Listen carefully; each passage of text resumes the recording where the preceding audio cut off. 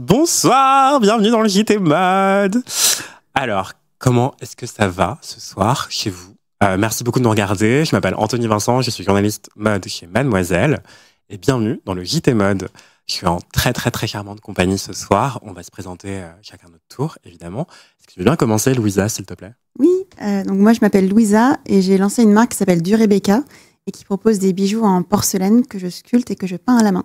Ok, on a plein de victuailles devant nous, donc on pourra en parler longuement. Tout à l'heure, tu nous raconteras tout ton processus créatif, ça va être super. Avec plaisir. Et toi, Elisabetta, qui es-tu? Donc moi, c'est Elisabetta, je suis la cofondatrice et la rédactrice en chef de Nylon France. Et j'ai hâte de parler mode ce soir, ensemble. Ok, trop bien. Et toi, Nicolas, qui es-tu?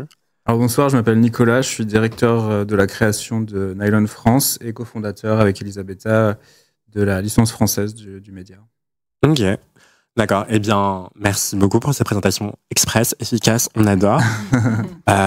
Et à vous qui nous rejoignez, on est ensemble de 19h à 21h sur la chaîne Twitch de Mademoiselle, dans le JT Mode. Ça va être super. Posez-nous des questions, racontez-nous toutes vos remarques dans le chat. On vous lit, on va vous répondre en direct, évidemment. Et voilà, ça va être super. Donc, merci de nous rejoindre. On va commencer d'abord par un petit tour de l'actualité de la mode. Qu'est-ce qui s'est passé ces 30 derniers jours depuis le dernier JT Mode? Et après, on fera l'interview donc, de Nylon France, l'équipe de Nylon qui est avec nous, et ensuite de Louisa, de Du Rebecca, qui est avec nous aussi. Et après, ce sera la fin de l'émission. Mais vous pouvez nous retrouver en replay, évidemment, sur la chaîne Twitch de Mademoiselle et sur YouTube. Et dans le chat, quand je parle trop vite, vous pouvez me le dire. Je ne serai pas vexé. Ne vous inquiétez pas. Ça m'arrive souvent. Donc, alors, qu'est-ce qui s'est passé sur la planète mode dernièrement? Est-ce qu'il y a des choses qui vous ont marqué déjà pour commencer? Vous, en général? En cette fin d'année, je dirais, on en parlait un peu tout à l'heure, mais c'est vrai que la resurgence, c'est déjà le cas depuis un certain moment, la resurgence de l'importance de beaucoup de rappeurs et de musiciens dans l'industrie de la mode, bien évidemment avec l'arrivée de Pharrell cette année chez Vuitton, mais la campagne toute récente qu'on a pu voir avec A$AP Rocky. Je pense que c'est intéressant de revoir que ce positionnement de la mode et de la célébrité et de cette symbiose entre les deux continue et perdure, et que c'était justement pas un effet de mode, et que ça redevient quasiment, que ça devient quasiment une revendication.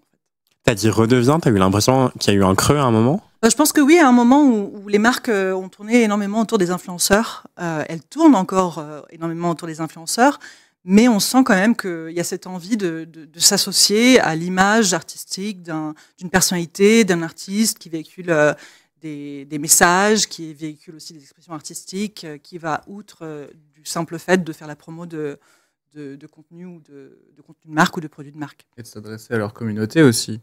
On le voit aussi même avec Futur chez Lanvin. Il y a 10 ans, on nous aurait dit Futur chez Lanvin, ça aurait été complètement envisageable. Voilà. Ouais.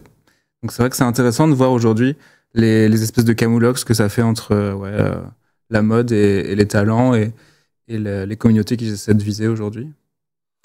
Oui, effectivement, c'est assez fou. Mais je pense que c'est des talents qui sont incontournables aussi aujourd'hui. Toi, est-ce que c'est des choses qui t'inspirent, Louisa? Ouais, dans quel sens tu veux dire? Est-ce que quand toi tu vois des rappeurs par exemple devenir ambassadeur de maisons de luxe, moi je pense direct à A$AP Rocky, quand il veut, s'il est chaud, je lui donne tous mes bijoux. On est viré. Non mais ouais, je trouve ça inspirant. Je me demande dans quelle mesure il influence ou non aussi la création de ce qu'il porte, parce qu'il me semble que justement quand tu fais appel à des gens qui ont déjà un sens artistique très puissant, une sorte d'univers très teinté, est-ce qu'il y a aussi du coup une sorte de jeu où la personne aussi peut intervenir au niveau de la création, ou si c'est vraiment juste un étendard où on lui pose les habits dessus. Je trouve ça intéressant de voir ça. Oui, effectivement, je ne sais pas dans quelle mesure il peut influencer sur le processus créatif. Dans le chat, il y a plusieurs remarques. Donc, il y a Ezo qui nous fait une remarque technique. Dédé, je crois qu'elle a résolu le problème, qui était microscopique, vous inquiétez pas. J'ai rien compris, mais ça avait l'air microscopique. Et il y a Isaline qui nous dit, bonsoir Isaline, qui nous dit hello, perso, ce qui m'a marqué, c'est l'expo Iris van Herpen au MAD, donc le musée des arts décoratifs de Paris. Effectivement, il y a une rétrospective sur cette créatrice néerlandaise qui est incroyable, qui fait de la haute couture avec de l'impression 3D, mais pas que, qui s'inspire de l'infiniment petit, de l'infiniment grand, c'est extraterrestre et en même temps très terre à terre. C'est incroyable. Trop bien. C'est une expo qui vous intéresse, que vous y êtes déjà allé ou pas encore? Je suis pas personnellement encore, enfin, j'ai pas eu le temps encore malheureusement d'aller à l'expo. La fin d'année est assez chargée à la rédaction, donc on n'a pas vraiment le temps de sortir malheureusement. Mais Iris, pour le coup, c'est une créatrice que je suis depuis ses débuts. Je m'en souviens aussi de ses premiers défilés. En fait, ce que j'admire énormément chez elle, bon, bien évidemment, c'est son sens de l'innovation dans la matière, dans les formes, son onirisme aussi, sa manière de raconter le vêtement de manière sculpturale, de manière complètement inattendue. Et à la fois, je trouve ça vraiment, vraiment admirable que dans une industrie qui va à 1000 à l'heure et qui change de fusil d'épaule toutes les 2 secondes, elle est restée fidèle à elle-même, en fait, toutes ces années-là. Elle a jamais fait de compromis pour commercialiser sa collection ou ses pièces plus qu'il ne le fallait. Enfin, elle s'est jamais manqué de respect à elle-même en tant que créatrice. Elle a gardé vraiment son fil conducteur à elle, son identité. Et c'est super admirable dans une industrie comme l'industrie de la mode qui a tendance quand même à être assez violente avec les créateurs, à les utiliser, à les recracher, voilà, à leur donner quand même, à leur mettre beaucoup de pression en fait sur la rentabilité et la commercialisation de leur art. En fait. Mais j'ai une question à ce propos. Elle n'avait pas essayé de lancer une ligne plus prête à porter justement, ouais. Et ça en est où? On sait où? Je crois qu'elle a interrompu. Ça a duré 3-4 saisons et après elle a cessé. Mais ce que j'aime bien moi avec cette expo, c'est que ça remet. Enfin, c'est trop bien en fait d'avoir ces créations dans un musée. C'est aussi la place qu'ont ces créations. Et je trouve ça trop bien que le plus grand nombre puisse voir, parce que c'est vrai que de base, si t'es pas dans la mode, si tu vas pas au défilé, si t'es pas sur un shooting ou un red carpet ou quelqu'un, tu vois pas en vrai ces créations. Donc c'est vraiment trop bien de les avoir mis dans un musée. Je sais pas si c'est sa première expo. En France, il y en avait peut-être sûrement d'autres. Monographique, oui, c'est sa première expo, il me semble. Quoi qu'elle avait peut-être eu un truc à Calais, mais je suis pas sûr. Mais au final, c'est trop bien de les voir porter, mais c'est trop bien de les voir aussi en expo de la sorte. Et c'est aussi la place de ces créations. Totalement. Louisa, est-ce que c'est une créatrice que tu connais? Non, moi je la connais pas, mais vous me donnez très envie d'aller voir là. En plus, j'adore le MAD et je vais plus pour les expos sur le design ou les arts décoratifs et tout. Enfin, mais franchement, ça donne trop envie. Alors, il me semble qu'il y a écrit un article dessus, du coup. Je vais faire de l'autopromo. Sur mademoiselle.com, un média pas très connu. J'avais écrit un papier qui disait que c'était une expo qu'il fallait absolument voir. Donc, l'expo, elle a commencé le 29 novembre 2023 et c'est jusqu'au 28 avril 2024 au Musée des Arts Décoratifs de Paris. Donc, c'est une créatrice qui vient des Pays-Bas et qui a notamment fait ses armes chez Alexander McQueen avant de lancer sa propre maison. Et donc, ça ressemble à peu près à ça. Et il y a un truc il y a de la pub, évidemment, car c'est YouTube. Le monde est capitaliste. Et il y a un truc que j'oublie toujours de faire, c'est couper le son. Voilà. D'ailleurs, est-ce que j'ai coupé le son ici? Oui, c'est bon. Ok, donc je vous montre. Là, c'est très gros plan quand même. Ouais, parce que c'est un PC, moi j'appuie des Mac, je suis un peu perdu. J'avais trop adoré justement le dernier show qui était dans un jardin. Ouais, mais je crois que c'est lui d'ailleurs. C'est beau. C'est ça. Ouais. Et je sais pas, je trouve que d'habitude quand on voyait ces collections, c'était plutôt dans un cadre froid, un peu justement comme dans des musées ou dans des galeries. Oui, très white box. Et là, le fait que ce soit un peu il y avait un côté un peu féerique de voir tout ça dans la nature en fait. Je crois qu'il y a des invités qui étaient justement habillés avec des créations. Il y avait la fille de Game of Thrones, je sais plus comment elle s'appelle. Je sais pas non plus. Celle qui est Arya dans Game of Thrones. Celle qui est très très grande. C'est ça. Non, très petite. L'autre. Et elle avait un make-up et tout allait. Enfin, il y avait vraiment un côté très féerique, quoi. C'est trop beau. C'est hyper graphique. Les découpes. Ouais, elle fait des choses complètement folles. Et même dans les scénographies de ses défilés, parfois elle fait des choses incroyables. Elle avait fait un défilé sous l'eau, par exemple, les mannequins étaient en train de nager. Et elle a fait aussi un défilé où les mannequins étaient sous vide. Enfin, c'était. J'essaie de retrouver les images, mais comme de la viande sous vide dans un supermarché en mode barquette, quoi. C'était pour accuser. C'est très symbolique, justement, de l'hyperconsommation dans la mode, tout est jetable. Oui, les mannequins pouvaient respirer. Ne vous inquiétez pas trop. On repasse en full screen. Je vais essayer de vous retrouver ça pendant qu'on continue de parler d'Iris van Herpen. Mais effectivement, c'est une créatrice incroyable. C'est vraiment une artiste, en fait. D'ailleurs, Elisabetta, tu disais, oui, elle a jamais fait de compromis. Et effectivement, la mode, on attend beaucoup que ce soit rentable. Et pour cela, il y a plein de créateurs et créatrices qui deviennent un peu suiveurs de tendance, en fait, et qui renoncent à leur authenticité. C'est assez déplorable. Ou bien qui craquent, qui font un burn-out, qui quittent l'industrie ou qui doivent faire un step back forcé parce qu'ils ne supportent plus la pression. Donc, oui. Ouais, c'est une industrie vraiment pleine de pression, effectivement. Alors, c'est très dur de faire deux trucs en même temps, mais j'ai trouvé les images d'Iris van Herpen. avec ses mannequins sous vide. Donc voilà, ça ressemblait à peu près à ça. Ouais. Et oui, il y avait un tube pour respirer. Et donc il y avait et des mannequins sous vide et des mannequins qui défilent. Ok. Enfin, voilà, c'était incroyable. Donc voilà, courez voir l'exposition Iris van Herpen aux Arts Décoratifs à Paris. Et ça dure, vous avez encore un peu de temps, c'est jusqu'à avril 2024 comme on l'a dit. Et je vous mets dans le chat le lien vers l'article que j'ai écrit là-dessus. Et sinon, parmi les autres actus de la mode, on parlait d'Asap Rocky. Donc la transition est un peu loin maintenant, mais on va y revenir. Asap Rocky a fait beaucoup parler de lui dernièrement parce que... Attendez. Ah non, pardon, on a une remarque dans le chat. Donc, Ezoc nous dit c'est bon, c'est suffisamment confortable à l'écoute. Merci. Isaline nous dit ouais, c'est ça, ça fait des fois féerique, elfique, alien, aquatique, etc.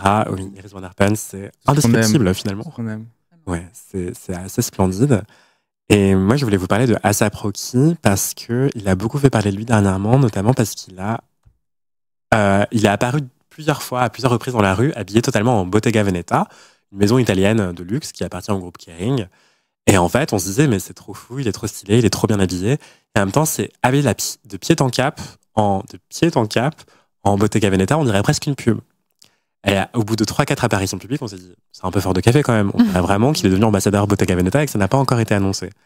Et en fait, plus qu'ambassadeur, le mec est carrément devenu une campagne en fait de pub vivante parce que toutes les street styles qui ont été faits de lui ont servi à la campagne de Bottega Veneta. Et en parallèle de ça, il y avait la même chose avec Kendall Jenner et je me suis dit, mais en fait, elle aussi, c'est la même chose. Enfin, Bad Bunny aussi. et qui ça? Et pas Bad Bunny aussi. C'est possible. J'ai pas vu après Bad Bunny.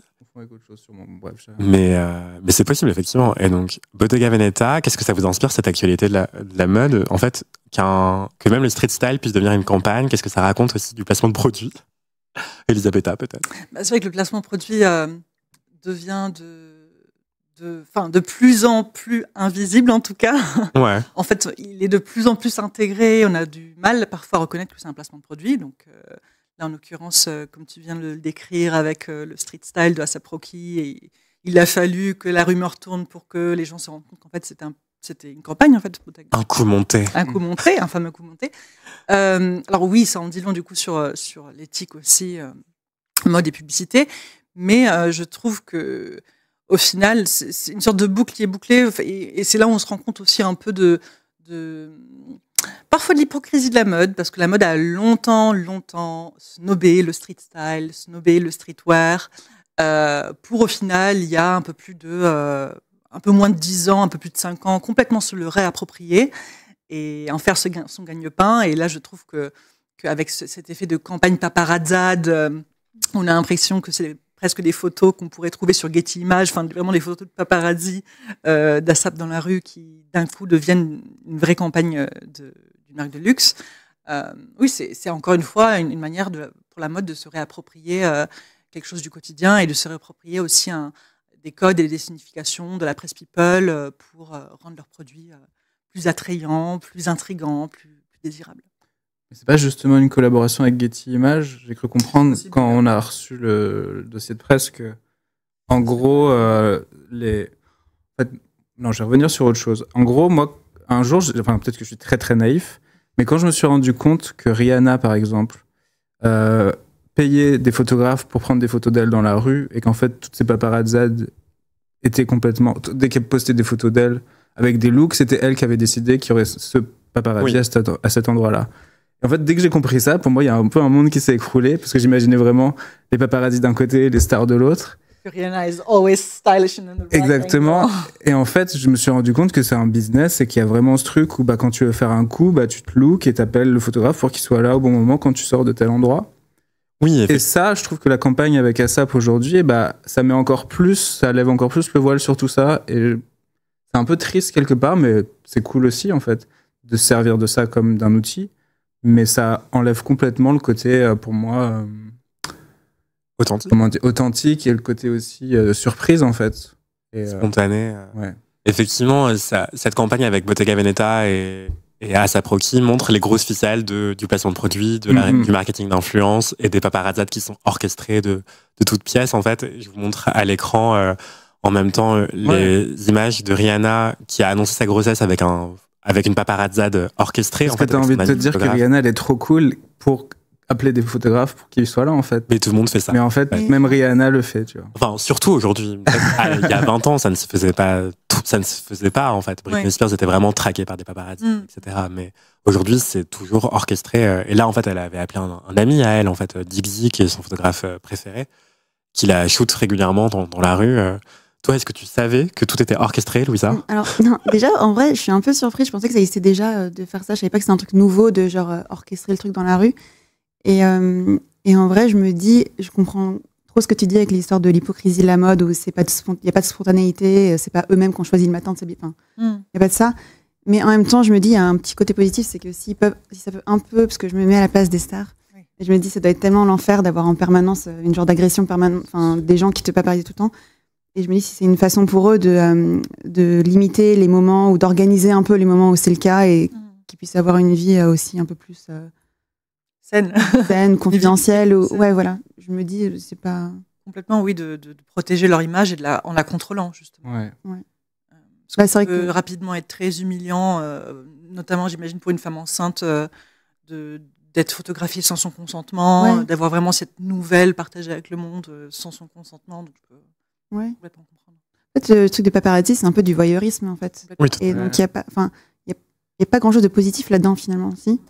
Donc si on arrive à. Sinon, un espèce d'objectif. Enfin, là, c'est un espèce d'objectif non objectif, en fait. Le fait de devoir faire appel à un paparazzi et après choisir la bonne photo où tu es sûr que tu vas être bien, alors que du vrai paparazzisme, je sais pas si on peut dire ça comme ça, tu choisis pas la photo et ça donne la vérité, en fait, presque. Donc il y a ça aussi qui est un peu Oui, mais sans le consentement de la personne. sans le consentement de la personne, c'est sûr. Mais je pense qu'il y a eu un avant-après Princess Diana, Oui, Princess oui, Diana bien sûr. et même Britney Spears. Ouais, c'est des cas emblématiques de harcèlement des paparazzi. Ouais. Et ça pose la question aussi de comment être objectif aujourd'hui et comment tu peux l'être. En fait, tu peux presque pas, si ce n'est avoir vraiment quelque chose sur lequel tu n'as pas le contrôle. Ça me fait penser à une campagne qui n'a rien à voir aussi, celle de. Je sais pas si vous avez vu ces affiches. Je crois que c'est Célio qui a fait une campagne en mode. Normal. Comment? En fait, L'homme ils ont fait une normal. campagne en mode Google Street View. Ah, Et, non, j'ai pas vu. et j'aime Regarde. bien cette idée parce que Google Street View, c'est vraiment un truc qui prend tout en photo à un moment où personne ne s'y attend. Et là, t'as un truc qui est assez objectif. Mais au final, c'est une campagne Célio. Ils ont choisi l'image, ils ont choisi le mannequin et tout. Et j'ai bien aimé aussi ça. Dans ce... Terrifiant. tu les as trop peur. et, En plus, avec le landau et tout, c'est bizarre. Ah ouais. ouais, mais je pense que ça fait partie de cette esthétique un peu justement où on essaye d'être le plus objectif possible tout en calculant, quoi. Ah, mais je trouve que ça fait aussi penser à la surveillance, en fait. Enfin, Ouais. Ouais. Il y a de ça aussi. dans une société de la transparence. Un peu dystopique aussi, ouais. Ouais. Ouais, c'est flippant. Ah non, mais moi, ça me terrifie. Ça me fait penser à un truc qui n'a rien à voir, mais il y a une BD de la bande dessinée, je sais pas si vous êtes un peu fan, qui est sortie il y a pas longtemps, qui s'appelle La couleur des choses et qui en fait, justement, c'est que des points Google Maps.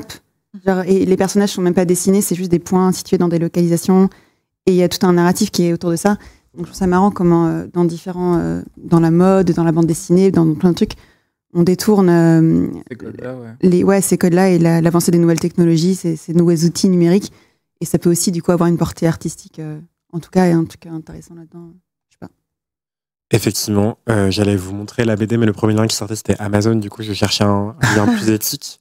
Et je crois que j'ai trouvé. Voilà. Voilà, c'est ça, ouais. La couleur des choses de Martin Panchaud. C'est ça. Et c'est le prix Angoulême, je crois, de 2023. Oh, waouh. Je suis en train de la lire en ce moment. Trop bien. Ça a l'air assez épais, non? Ouais, mais ça se lit très vite. Enfin, c'est hyper marrant. Mais je pense pas que je parlerai de ça ce soir, mais. Ouais, voilà. C'est l'histoire d'un jeune ado anglais qui, en gros, je la fais courte, mais qui qui a un ticket gagnant de paris de chevaux, c'est les paris de chevaux et tout. Ouais. Et ça va être toute l'épopée pour réussir à garder ce ticket, à récupérer l'argent lié à ce gain.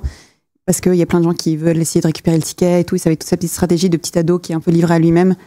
Et voilà. Enfin, Ok. c'est un peu Ok. random, désolé, mais. Non, mais t'excuses pas. Trop intéressant. J'adore. J'allais vous recommander une autre BD, mais après, je vais pas m'en sortir. Donc, je vais embrayer sur une autre actu mode. Alors, vous avez le choix. Est-ce que vous voulez plutôt parler de l'Union européenne qui va interdire la destruction des invendus dans la mode? Ou alors, de quoi est-ce qu'on peut parler? De la couleur de l'année 2024, d'après Pantone, qui sera le pêche. Le pêche faisé.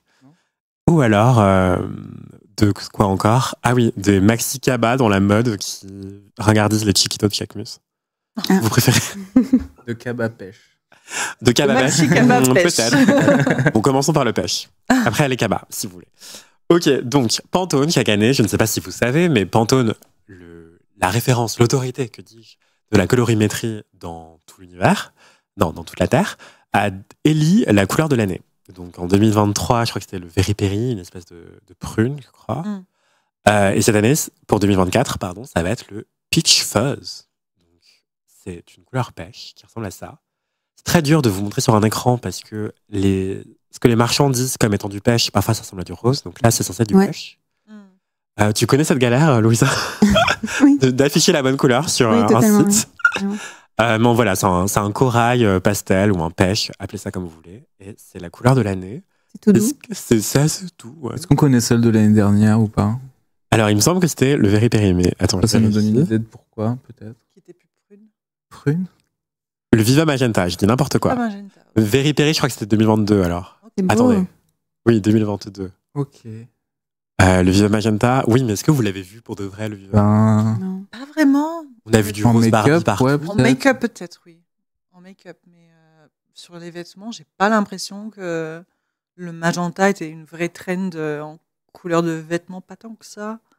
En fait, j'ai souvent l'impression que c'est tellement prospectif, Pantone, qu'en fait, ils disent une couleur qui sera tendance dans 2 ans du côté du grand public, quoi. Mais c'est pour la mode ou c'est en architecture d'intérieur, en Tout. le design? Le design, la mode, la beauté. Et justement, souvent, ils se réfèrent à ce que font les fabricants de moquettes, de meubles, de tissus d'intérieur, en fait. Parce qu'ils ont besoin d'avoir beaucoup, beaucoup de longueur d'avance pour être distribués ensuite partout. Et c'est assez compliqué, ouais. Et donc, je crois que 2023, c'était... Ouais, donc Vive Magenta, je crois pas, c'est sûr. Ah oui, le Very Berry, c'était 2022. Je l'ai écrit dans le Vous chapeau. prédiriez un retour du nude ou du côté... Après, quand je pense au pêche, je pense à l'emoji pêche aussi. Aucun. Mais Feu, solaire. c'est un fruit. Oui, bah oui, c'est vrai, c'est vrai. C'est un fruit, mais qui suggère plein de choses. Effectivement. Mais justement, moi, je croyais qu'il y aurait un truc avec le virtuel, le vert Bottega, là, qu'on voit partout dernièrement. Ou alors le rose Barbie, mais là, ça y est, c'était trop saturé, on n'en peut plus. On en a trop eu. Là, je pense, Là, il y a du rose. Ouais, trop de rose. Mais là, il y a du rouge partout. Énormément de rouge partout. C'est vrai que le pêche un peu nude comme ça, je m'y attendais pas du tout. Enfin, Ouais, bah c'est dans 2 ans, c'est pour ça. c'est dans 2 ans, oui, peut-être. C'est pas 2024 au final. On verra en même temps. Toi, est-ce que ça t'inspire comme couleur, Louisa? Bah moi, je suis en train de me dire que je réfléchis à si j'arrive à avoir ces couleurs-là avec mes méthodes de cuisson et tout. Parce que en fonction de la température à laquelle tu cuis des couleurs, tu peux pas obtenir la couleur que tu veux. Bref, donc je réfléchissais à ça. Mais non, mais ça m'inspire. Je trouve ça doux, quoi, comme couleur. Je trouve ça. Puis la pêche, ça m'inspire. Ouais, la douceur, quoi, la rondeur, la douceur. Ouais. Et d'ailleurs, quand une entreprise comme Pantone élit une couleur de l'année, est-ce que toi, c'est quelque chose qui te revient aux oreilles? Est-ce que ça t'inspire directement pour tes produits ou... Pour être honnête, je savais même pas que Pantone élisait Ouais. une couleur, tu vois, je la prends, mais du coup, ça me donne envie de regarder et je regarderai pour la prochaine fois, quoi. Mais non, moi, j'essaye de pas trop. Pour l'instant, la façon dont je travaille, c'est vraiment. Je pars de mon univers à moi et je m'inspire pas trop des trends ou des trucs comme ça. Peut-être que je devrais, mais. Ou peut-être pas, hein, justement, Oui, peut-être que c'est ça qui te permet d'avoir ton univers bien à toi. Ouais, carrément. On va en parler lors de ton interview. Mais vous aviez l'air inspiré par les cabas, donc on va en parler rapidement. Je ne l'ai pas dit tout à l'heure, parmi les actus susceptibles d'atterrir sur l'émission. Mais effectivement, il y avait une trend qui m'avait beaucoup amusé, c'est celle des maxi cabas, en fait, sur les podiums qui sont présentés comme débordants. Et donc, il y a Bottega Veneta au milieu. Il y a des affaires qui dépassent de partout. Chez Balenciaga, il y a des clés, des cadenas, etc. qui dépassent. Et chez Miu Miu, il y a des escarpins qui dépassent des sacs de femmes qui ont l'air d'être parties en vacances avec leurs enfants, être tombées amoureuses du surfeur ou du prof de surf.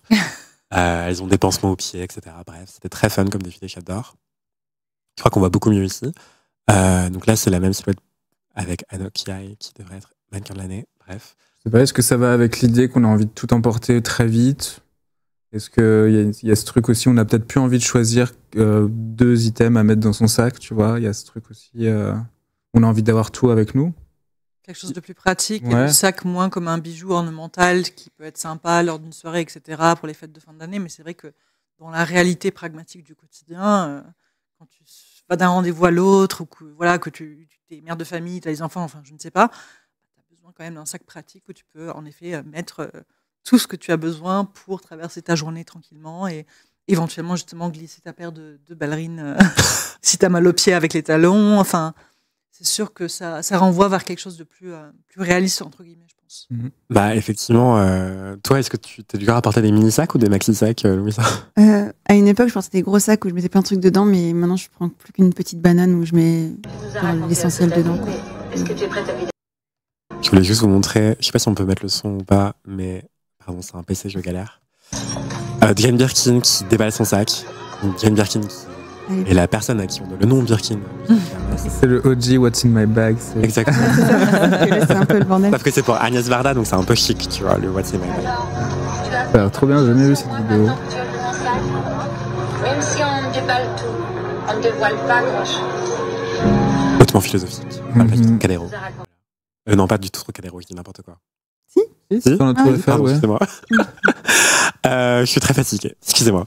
Donc oui, voilà, elle déballait son sac et je trouvais ça hyper intéressant et je me dis, cette tendance émerge juste après la mort de Jane Birkin. Mais bon, ça a peut-être un rapport, peut-être pas du tout. Mais moi, je trouve que ça dit beaucoup aussi de la charge mentale. Tu parlais, Elisabetta, des potentiels mères de famille qui ont plein de choses à gérer.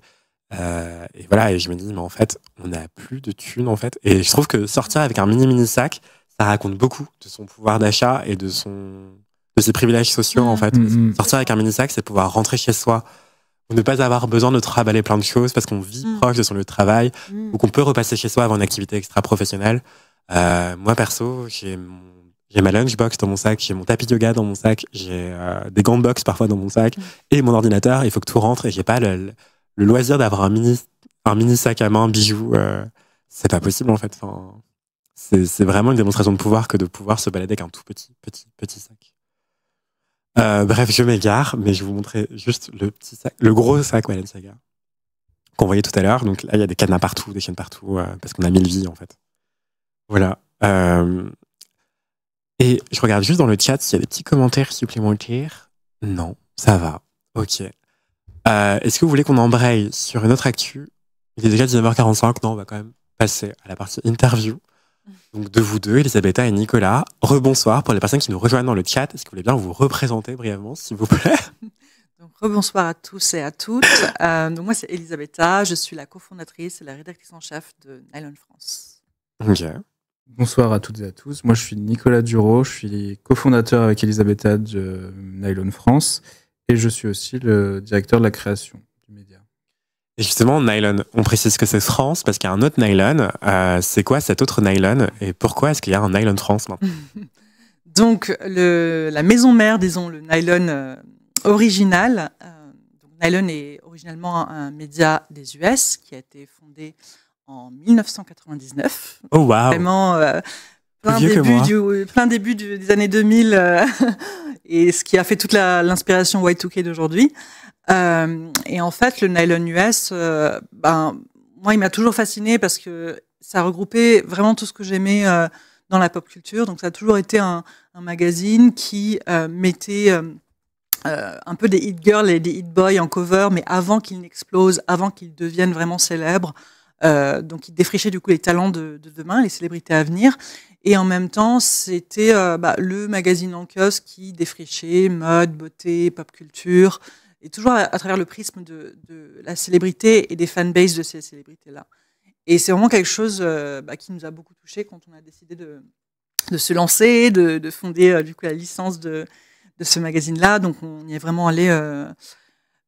Voilà, en fait, on a testé. Hein. On n'avait aucun contact avec le publisher aux US. On a trouvé j'avais trouvé à l'époque le mail du CEO sur le site de nylon.com et je lui ai envoyé une proposition pour lancer Nylon en France, qu'il a apprécié. De fil en aiguille, on s'est consulté, on s'est mis ensemble et on a décidé de travailler sur un business plan et ainsi de suite. Enfin, c'est vraiment comme ça, de manière très organique que les choses se sont faites et sans aucune aide de personne au final. On s'est un peu lancé dans l'aventure et maintenant ça va faire environ presque 3 ans, donc officiellement 3 ans en avril 2024 que Nylon existe en France. Du coup, on est la licence française, mais il y a aussi plusieurs licences dans le monde. Il y en a beaucoup en Asie, notamment en Chine, Japon, Corée, et j'en oublie d'autres. Et il y a aussi Allemagne, qui est un peu plus petit, mais qui est quand même intéressant aussi.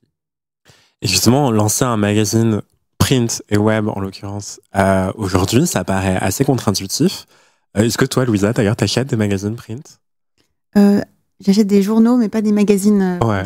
Ah si, parfois quand je prends le train, ouais aussi. Mais c'est vraiment ponctuel pour passer le temps dans le train, quoi. J'ai l'impression que notre génération achète de moins en moins de magazines. Vous, pourquoi est-ce que vous avez fait ce pari de croire encore au papier? Je pense que déjà, de base, enfin moi j'ai longtemps travaillé en tant que freelance dans la presse mode et principalement dans la presse mode papier. Avec Nicolas, on s'est rencontrés quand on travaillait ensemble au Modzik, qui était aussi un magazine de mode et de musique papier de base et aussi avec un site web, mais c'était surtout un papier. Et en fait, déjà, il y a notre amour qu'on a pour le papier, pour l'objet que ça représente, pour la créativité que ça représente. Et après, il y avait vraiment cette envie de se dire, bon, bah, si on fait un print, même si là, on va bientôt lancer un magazine classique, mais en tout cas, à nos débuts, on s'est dit, un petit scoop. Si on fait un print, on veut essayer de le faire différemment. Donc, en fait, on a joué sur le format du fanzine. Et on essayait de trouver justement un format papier qui était facile à produire, peu coûteux à produire aussi, parce qu'il y a la réalité financière aussi, bien évidemment, derrière, et qui était un peu ludique. Donc, nous, notre fanzine, en fait, il a vraiment ce concept qui se déplie. Bah, là, je vous montre. Le voir à l'écran. Il se déplie comme un journal quand vous le dépliez. Donc, il y a l'interview avec le shooting, de la cover star et ainsi de suite. Et une fois qu'on le déplie complètement, il y a le poster derrière. Et voilà, en fait, c'était cette volonté de se dire qu'on avait envie de créer un peu un magazine objet, un fanzine objet, qu'on peut collectionner, qu'on peut accrocher chez soi en tant que poster, qu'on peut... Mais c'est trop bien. C'est important de faire un objet qui a deux vies, qui est vraiment cet objet que tu lis et que tu accroches après sur ton mur. Et en termes de gâchis aussi, c'est-à-dire qu'on ne se retrouve pas avec des invendus dans des kiosques, c'est nous qui gérons nos propres stocks, on l'envoie aux gens qui le commandent directement, donc c'est vrai qu'il y a ce côté... C'est important pour nous d'être sûr que si on crée un projet, enfin un produit qui existe, que voilà, on en soit complètement maître, quoi. Et qui se retrouve dans les mains de quelqu'un. D'ailleurs, je sais pas si on l'a... Peut-être qu'on peut insister là-dessus, mais c'est gratuit en plus dans la France. Tout à fait. Donc c'est offert. Il y a en effet, bon, en distribution parce qu'on fait des distributions justement à Paris et aussi au tout début en province pour faire découvrir le nylon. Donc là, il est offert et on a un stand permanent en Galerie Lafayette Champs-Élysées où tous nos fanzines qu'on a fait jusqu'à présent se retrouvent de manière cyclique, régulièrement là-bas, en libre service. Et en même temps, on a sur notre nylon.fr, sur notre e-shop, tout le monde peut le commander. Il y a 1,90 € de frais de port à payer. Voilà, ce qui est une somme assez dérisoire en réalité en magazine. Un trop beau poster. Très beau poster. Superbe interview. Mais justement, dans ma jeunesse, on avait plein de magazines de fans. En fait, on avait Fan 2 notamment, et on avait des posters partout. Et je sais pas si les jeunes de nos jours, ils sont tellement vieux, ils ont des magazines avec des posters. Moi, je fais des petits tours en kiosque des fois. Et en fait, il existe encore des magazines où tu vois les Blackpink, où tu vois des talents d'aujourd'hui, mais c'est très mal fait en fait. Et c'est des trucs où tu vois que ils ont récupéré les photos sur Internet, tout est en mauvaise qualité. Enfin, c'est légal. On sait même pas s'ils ont le droit d'utiliser les photos. Enfin, il y a vraiment des magazines très bizarres. Et alors que nous, c'est vrai qu'on a cette nostalgie. Avec Elisabeth, on a acheté, ça va nous rendre très vieux, mais on a acheté un magazine qui s'appelait One, par exemple, ou Série Mag, je sais pas si ça vous dit quelque chose. Et il y avait du contenu vraiment quali, les images étaient super. Moi, je me rappelle, c'est la première fois que je voyais des images de David Lachapelle, par exemple. C'était dans ces magazines-là. Pas que de mode. Et du coup, on avait vraiment envie de créer un objet et de produire aussi nous-mêmes nos propres photos, que ce soit vraiment un objet d'actu et de pop culture, mais qui est aussi des belles images qu'on produit nous-mêmes, quoi. Et justement, parmi vos premières cover stories, vos premières stars en couverture, il y avait des stars qu'on n'avait jamais vues en couverture. Je pense à Lena Mafouf, c'était sa première cover en France, il me semble. Et vous êtes beaucoup plus aligné avec les goûts de la jeunesse, j'ai l'impression, que la plupart des médias traditionnels français. Comment est-ce que vous expliquez votre alignement versus le désalignement du reste de la presse? Je pense que déjà, c'est une nostalgie pour nous, en fait, vu qu'on a été vraiment fans nous-mêmes quand on était ados, ou voilà, des Star Club, de One, qui mettaient en avant des cover stars et des personnalités qu'on ne voyait nulle part ailleurs. C'est un peu ce qu'on a voulu faire nous aussi, c'est-à-dire donner vraiment à des personnalités qu'on admire et qui, à l'époque, en tout cas, n'étaient pas encore acceptées par la presse ou mis en avant par la presse, leur donner vraiment cette plateforme d'expression, afin aussi que ces personnalités-là puissent créer un pont entre elles et leur fanbase dans le réel, dans le tangible, dans le print, et pas que sur les réseaux sociaux. Et aussi de les starifier, comme on a pu en effet le faire avec Lena, qui est une star de cette manière, mais l'idée c'était vraiment notre première cover girl, et c'était aussi un parti pris de se dire que justement, contrairement à la presse classique print en France, on veut pas snober les influenceurs, mais au contraire leur donner à juste titre la place qu'ils méritent, et en l'occurrence une cover. Il y avait cette envie d'être réaliste aussi, en fait. Nylon, c'est quoi, même aux US, c'est mettre en avant les hit girls et les hit boys du moment. Donc aujourd'hui en France, c'est qui la hit girl? C'est Lena, en fait. Et les autres magazines, bizarrement, l'avaient pas encore compris. Bon, aujourd'hui, ça fait 3 ans, ça a un peu changé. On a vu que ça a évolué. On a de plus en plus d'influenceurs en cover de magazines. Mais c'est vrai que pour nous, c'était hyper important d'être réaliste et de donner à la nouvelle génération et de mettre en avant en fait les icônes qui follow déjà sur les réseaux sociaux. Celle-ci, et pas que, parce que là, on a vu à l'écran, en l'occurrence, Rose McGowan. On se fait plaisir aussi, nous. On se fait aussi plaisir, en sens qu'on a vraiment envie de mettre en avant les icônes des années 90 et 2000 et les icônes de demain. Oui. Donc là, en l'occurrence, c'est Rose McGowan. Donc pour celles et ceux qui connaissent une des sœurs Halliwell, dans Charmed, mais qui est une grande actrice, qui a fait plein de films super cool avec Rodriguez, Tarantino, et ainsi de suite. Et qui est aussi une icône féministe et qu'on a vraiment voulu mettre en avant. Du coup, ce que vous faites, vous faites le parallèle plus avec les posters de fans de jeunesse qu'avec les belles illustrations. Parce qu'en fait, je trouve que ça revient vachement aussi, ça. Les belles illustrations encadrées, plein de gens qui sont graphistes, il y a plein de techniques d'imprimerie qu'on voit ressortir en ce moment, je trouve. Et il y a une vraie recherche autour du papier et un truc purement artistique. Donc, je trouve ça hyper cohérent de vouloir justement un print, de vouloir mettre ça. Enfin, je trouve ça trop bien. Et vous...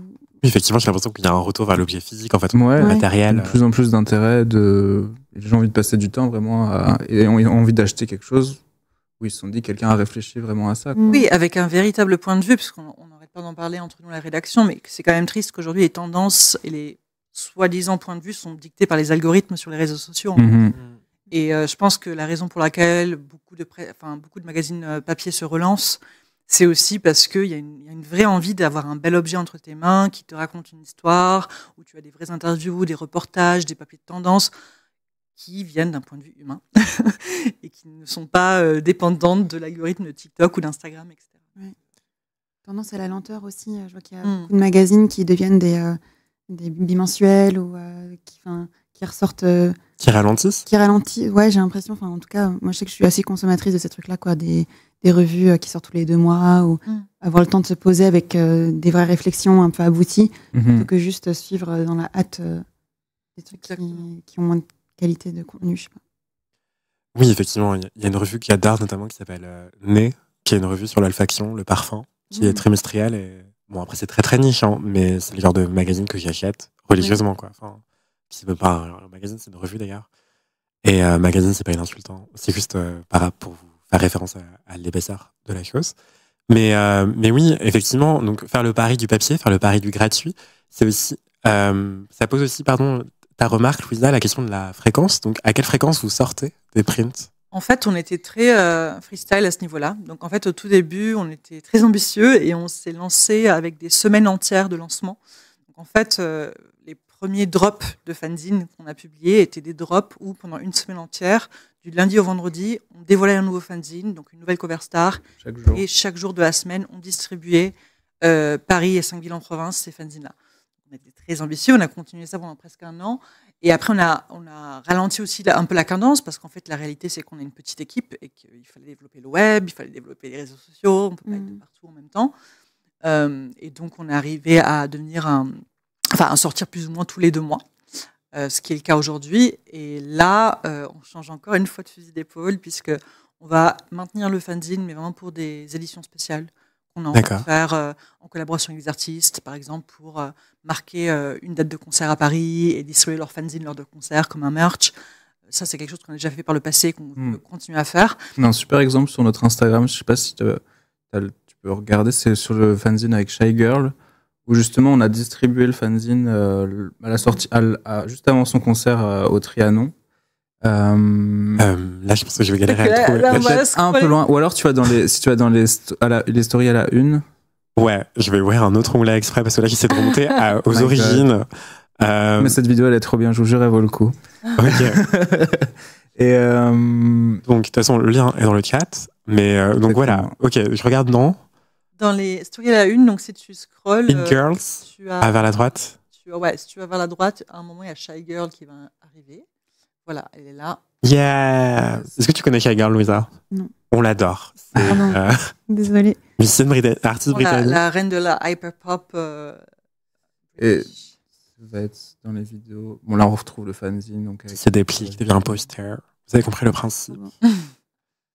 C'est aussi disponible sur le site, évidemment, de Nylon France.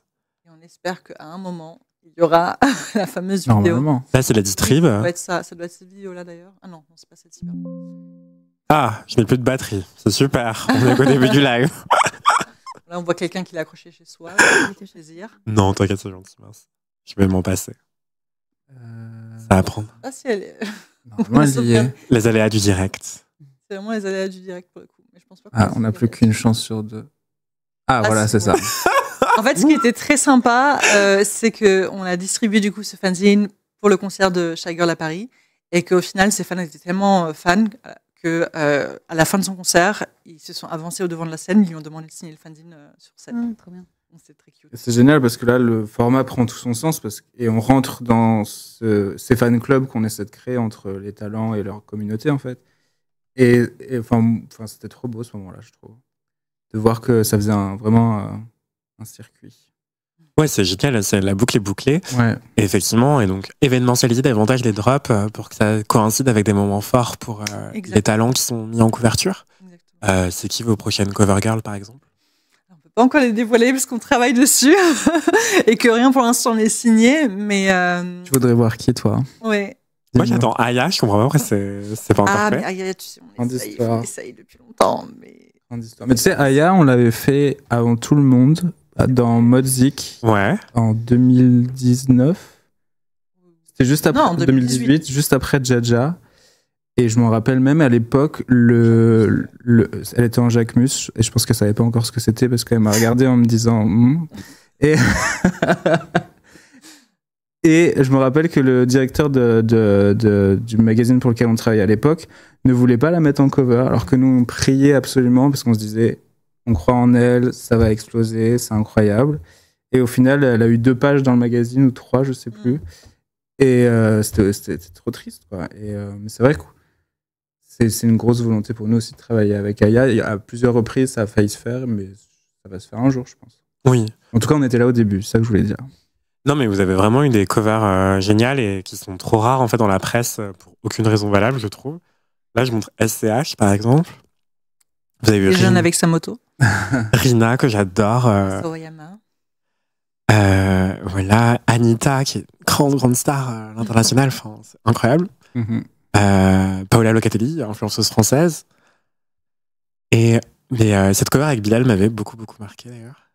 Et d'ailleurs, pour que ce soit gratuit, donc ça arrive souvent que ce soit des covers brandés, enfin avec des marques, des partenariats. Alors ça arrive que ce soit des partenariats, c'est un mélange des deux. En général, c'est soit du pur édito, soit il y a également un partenariat ou une page de pub, par exemple sur le fanzine qu'on avait fait avec cette icône qu'on adore, Philippine Leroy-Beaulieu, de Émilie Paris. S'il y avait une page de pub Boucheron en C4. Et d'ailleurs, c'était un peu une fierté. Et en quatrième de couverture. On était en quatrième de couverture, oui, en back cover, parce que c'était une fierté d'avoir une marque comme Boucheron, en fait, de la haute joaillerie, prendre de la pub dans notre magazine, qu'on considère assez nouveau et jeune. Et en même temps, c'est intéressant de voir aussi comment ces marques de luxe essaient de se renouveler, de se repositionner, d'attirer un public plus jeune, même si, clairement, je ne pense pas que nos lectrices et nos lecteurs peuvent se payer une bague Boucheron, pour être tout à fait honnête. Non. Mais bon, c'était super intéressant de voir comment les marques essayent aussi de dialoguer en fait différemment avec la nouvelle génération.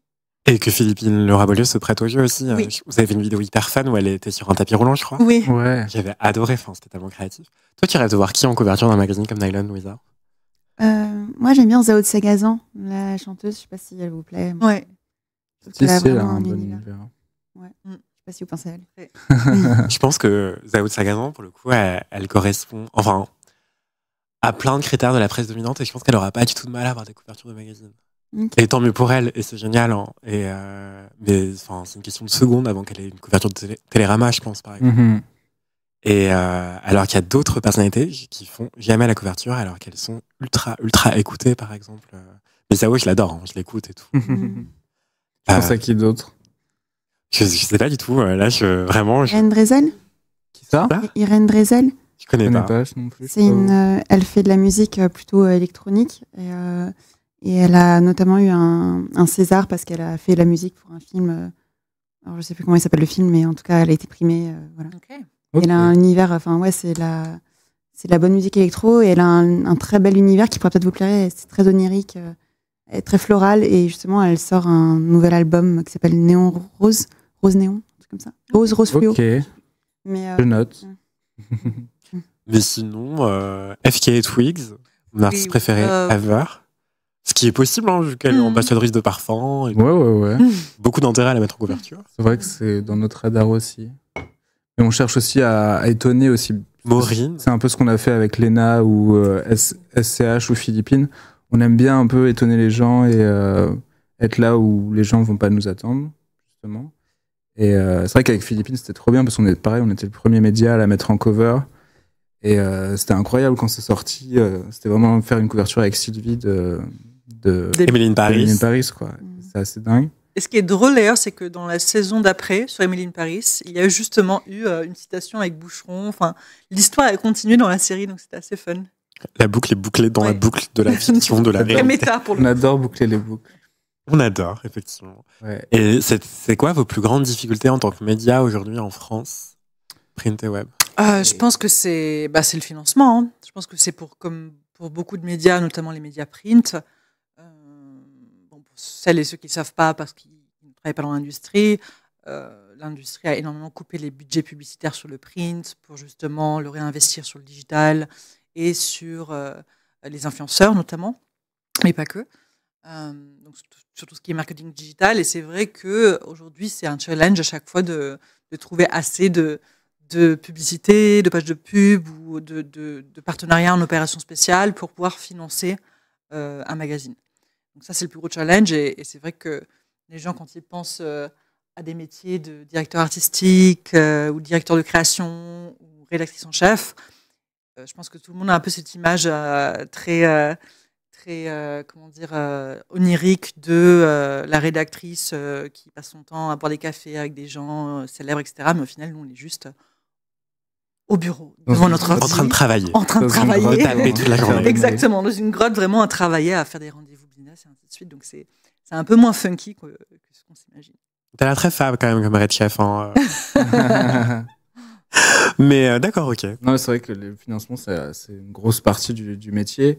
Et surtout quand tu lances un média indépendant, que tu fais pas partie d'un groupe, parce qu'on a vu beaucoup de magazines se lancer en faisant partie d'un groupe, donc on voit tout de suite que les marques suivent et prennent des pages de pub tout de suite dedans. Et nous, c'est vrai qu'on donne l'impression d'un média qui va très bien. Et je pense que comme partout, il y a des hauts et des bas. Et c'est encore plus dur en étant un magazine indépendant. C'est un gros challenge. Effectivement, ouais, c'est compliqué. Mais vous dites que vous êtes un magazine indépendant et en même temps vous êtes la licence d'une version US. Est-ce qu'il y a de l'aide de la version US? Non, alors justement, je pense que c'est ce que les gens ne savent pas forcément, c'est que quand tu, en tout cas en tant que magazine, quand tu fais une licence, c'est toi la licence qui doit de l'argent à la maison mère. C'est pas l'inverse, c'est pas la maison mère qui investit en ton média. Donc en fait, toi en tant que licence, tu dois payer annuellement des frais pour être autorisé à utiliser le nom du média en question. Donc en gros, c'est un peu ça qui est challengeant et en même temps, c'est génial parce que ça nous permet vraiment de commencer avec quelque chose de tangible et de fort, c'est-à-dire d'avoir déjà un nom de média connu au monde entier, ce qui, de l'autre côté, facilite énormément le démarchage de la publicité, la résonance, la réputation du média. Donc ça, c'est pour et c'est contre, mais c'est sûr que c'est un sujet pas très connu et quand les gens entendent qu'on est la licence de Nylon, ils pensent en effet qu'on est soutenu par un énorme groupe de presse, et ainsi de suite. Alors oui, on a le groupe de presse BDG à New York auquel appartient le Nylon, auquel appartient le trademark, la version US. On travaille main dans main avec eux aussi de manière éditoriale, mais il n'en demeure pas moins que financièrement, on est complètement indépendant. Voilà. Mais est-ce qu'on peut savoir combien ça coûte d'exploiter une licence comme ça? Alors ça dépend en fait. Ça dépend. Alors c'est quelque chose qui monte avec les années. Donc au tout début, ça peut être un tarif comme 40 000 € par an et qui en année 2 augmente, en année 3 augmente et ainsi de suite. Donc déjà, il y a ces tarifs vraiment fixes qui augmentent de plus en plus. Et après, en général, il y a aussi un pourcentage à donner sur le chiffre publicitaire généré par le média. Donc c'est assez complexe. Ça coûte cher. Pour celles et ceux que ça intéresse, voilà, la licence média, ça en vaut la peine. Mais voilà, c'est pas qu'une bénédiction. Donc c'est génial d'avoir un nom à exploiter et à pouvoir exprimer. Et en même temps, ça demande aussi un challenge financier de pouvoir assurer le financement qui va avec. Ok, d'accord. C'est une grosse source de stress d'être sûr de ramener cet argent aussi à chaque trimestre. Et justement, en fait, de manière générale, je pense qu'il faut qu'on explique comment fonctionne un média, comment ça se rémunère un média. C'est quoi le modèle économique des médias traditionnels, généralement? Et vous, c'est quoi? Grosso modo. Grosso modo, je pense qu'on n'a pas vraiment un modèle économique très différent de la presse mode classique, dans le sens où, nous, ce qui est différent, ça va être notre format, parce que c'est notre print qui est un peu différent, c'est le fanzine, et ainsi de suite. Mais en soi... notre audience. Et notre audience. Ouais.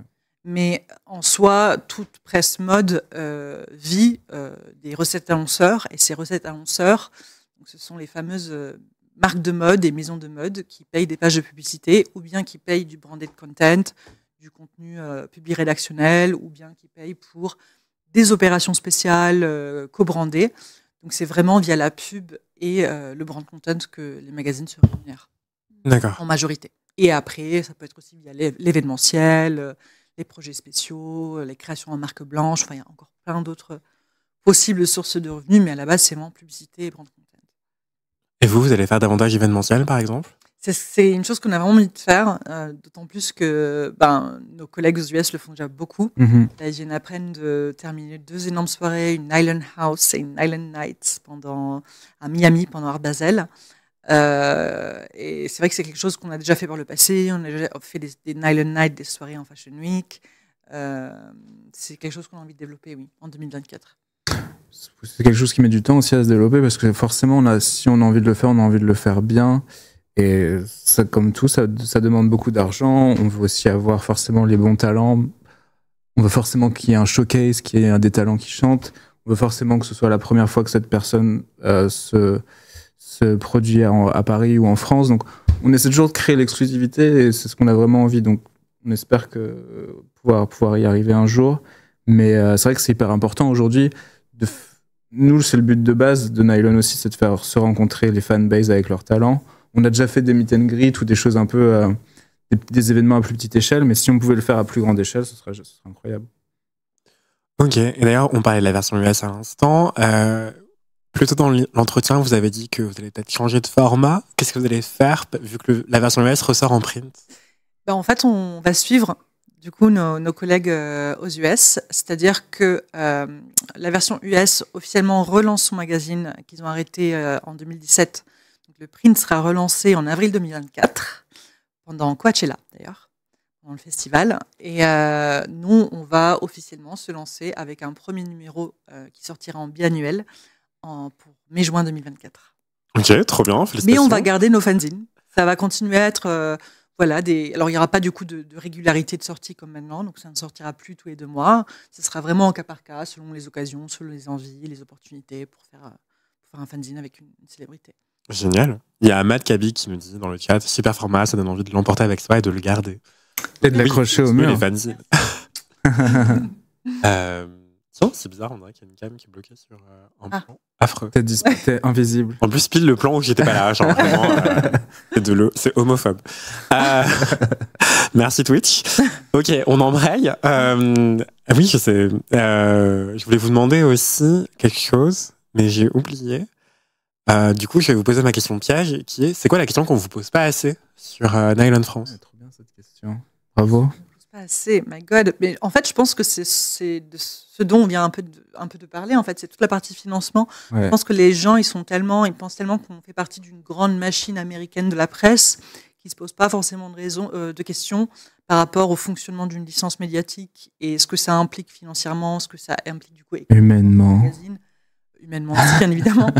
Mais donc non, c'est assez intéressant d'en parler et je pense que c'est important notamment pour des jeunes qui ont envie de se projeter dans le journalisme, de comprendre en fait mieux les fonctionnements des médias indépendants et des licences pour pouvoir aussi un peu se projeter dans le futur. Et ça, c'est vrai que c'est des questions qu'on n'aborde jamais en fait en public. Ouais, c'est vrai que c'est ce qui est aussi le plus intéressant, c'est aujourd'hui comment faire de l'argent dans ce métier et qu'est-ce qu'il y a sous l'iceberg en fait. Et c'est vrai les gens en parlent pas, ou même nous on rencontre beaucoup de gens qui veulent travailler dans ce milieu-là, se rendent pas du tout compte. Et je pense que tant que t'as pas compris vraiment comment faire de l'argent ou comment te donner les moyens en fait de faire fonctionner ce type de projet, c'est compliqué. Et c'est vrai que c'est quelque chose qui est pas très expliqué en règle générale dans le quotidien des gens. Ou dans la Et puis presse. comment monétiser sans pour autant vendre ton âme au diable, donc en restant intègre vis-à-dire de tes propres valeurs, dans la mesure du possible, ne pas faire de la pub bête et méchante juste pour encaisser. Ça, comment être créatif tout en faisant de la pub et en ayant quand même une voix, quoi. C'est ça le juste milieu à trouver à chaque fois. Un jeu d'équilibriste, mais qui se fait vraiment au cas par cas en fonction du contenu, en fonction des covers, en fonction des opportunités. Vous refusez à faire payer à vos lecteurs une partie de... Parce qu'il y a beaucoup de magazines journalistiques qui font ça pour être indépendants. Je pense à Mediapart, je pense à La Déferlante. C'est sûr. Qui, en gros, sont rachetés en partie par les lecteurs et ça permet de leur indépendance vis-à-vis de vous. C'est pas un truc... Alors, c'est ce qu'on va plus ou moins faire avec le magazine qui arrivera en kiosque. Donc, celui-ci sera payant en kiosque. Avec le fanzine, pour le lancement, on voulait vraiment l'offrir. Déjà parce qu'on voulait être généreux avec les fanbases des artistes en question. Et parce qu'on trouvait ça... en fait, on s'est rendu compte qu'il y a vraiment cette... déjà, nous, on a la trentaine, on n'a plus l'habitude de se rendre en kiosque pour acheter un magazine. Donc, attendre cela de la part d'une plus jeune génération qui ne sont pas du tout habitués à, encore une fois, dépenser de l'argent en kiosque pour acheter un magazine, on pensait que ça allait plomber notre lancement. Donc, on avait vraiment voulu garder ce format en gratuit, dans la mesure du possible. Et maintenant, forcément, avec le magazine qui arrive en kiosque, il aura un prix. On espère pouvoir arriver à trouver le juste prix, qu'il soit accessible, abordable, que ça ne devient pas un objet de luxe qui va coûter 20 € et que pas tout le monde peut s'acheter. Donc ça aussi, c'est un challenge. On y travaille actuellement pour trouver, parce que du coup, c'est tout un fonctionnement de...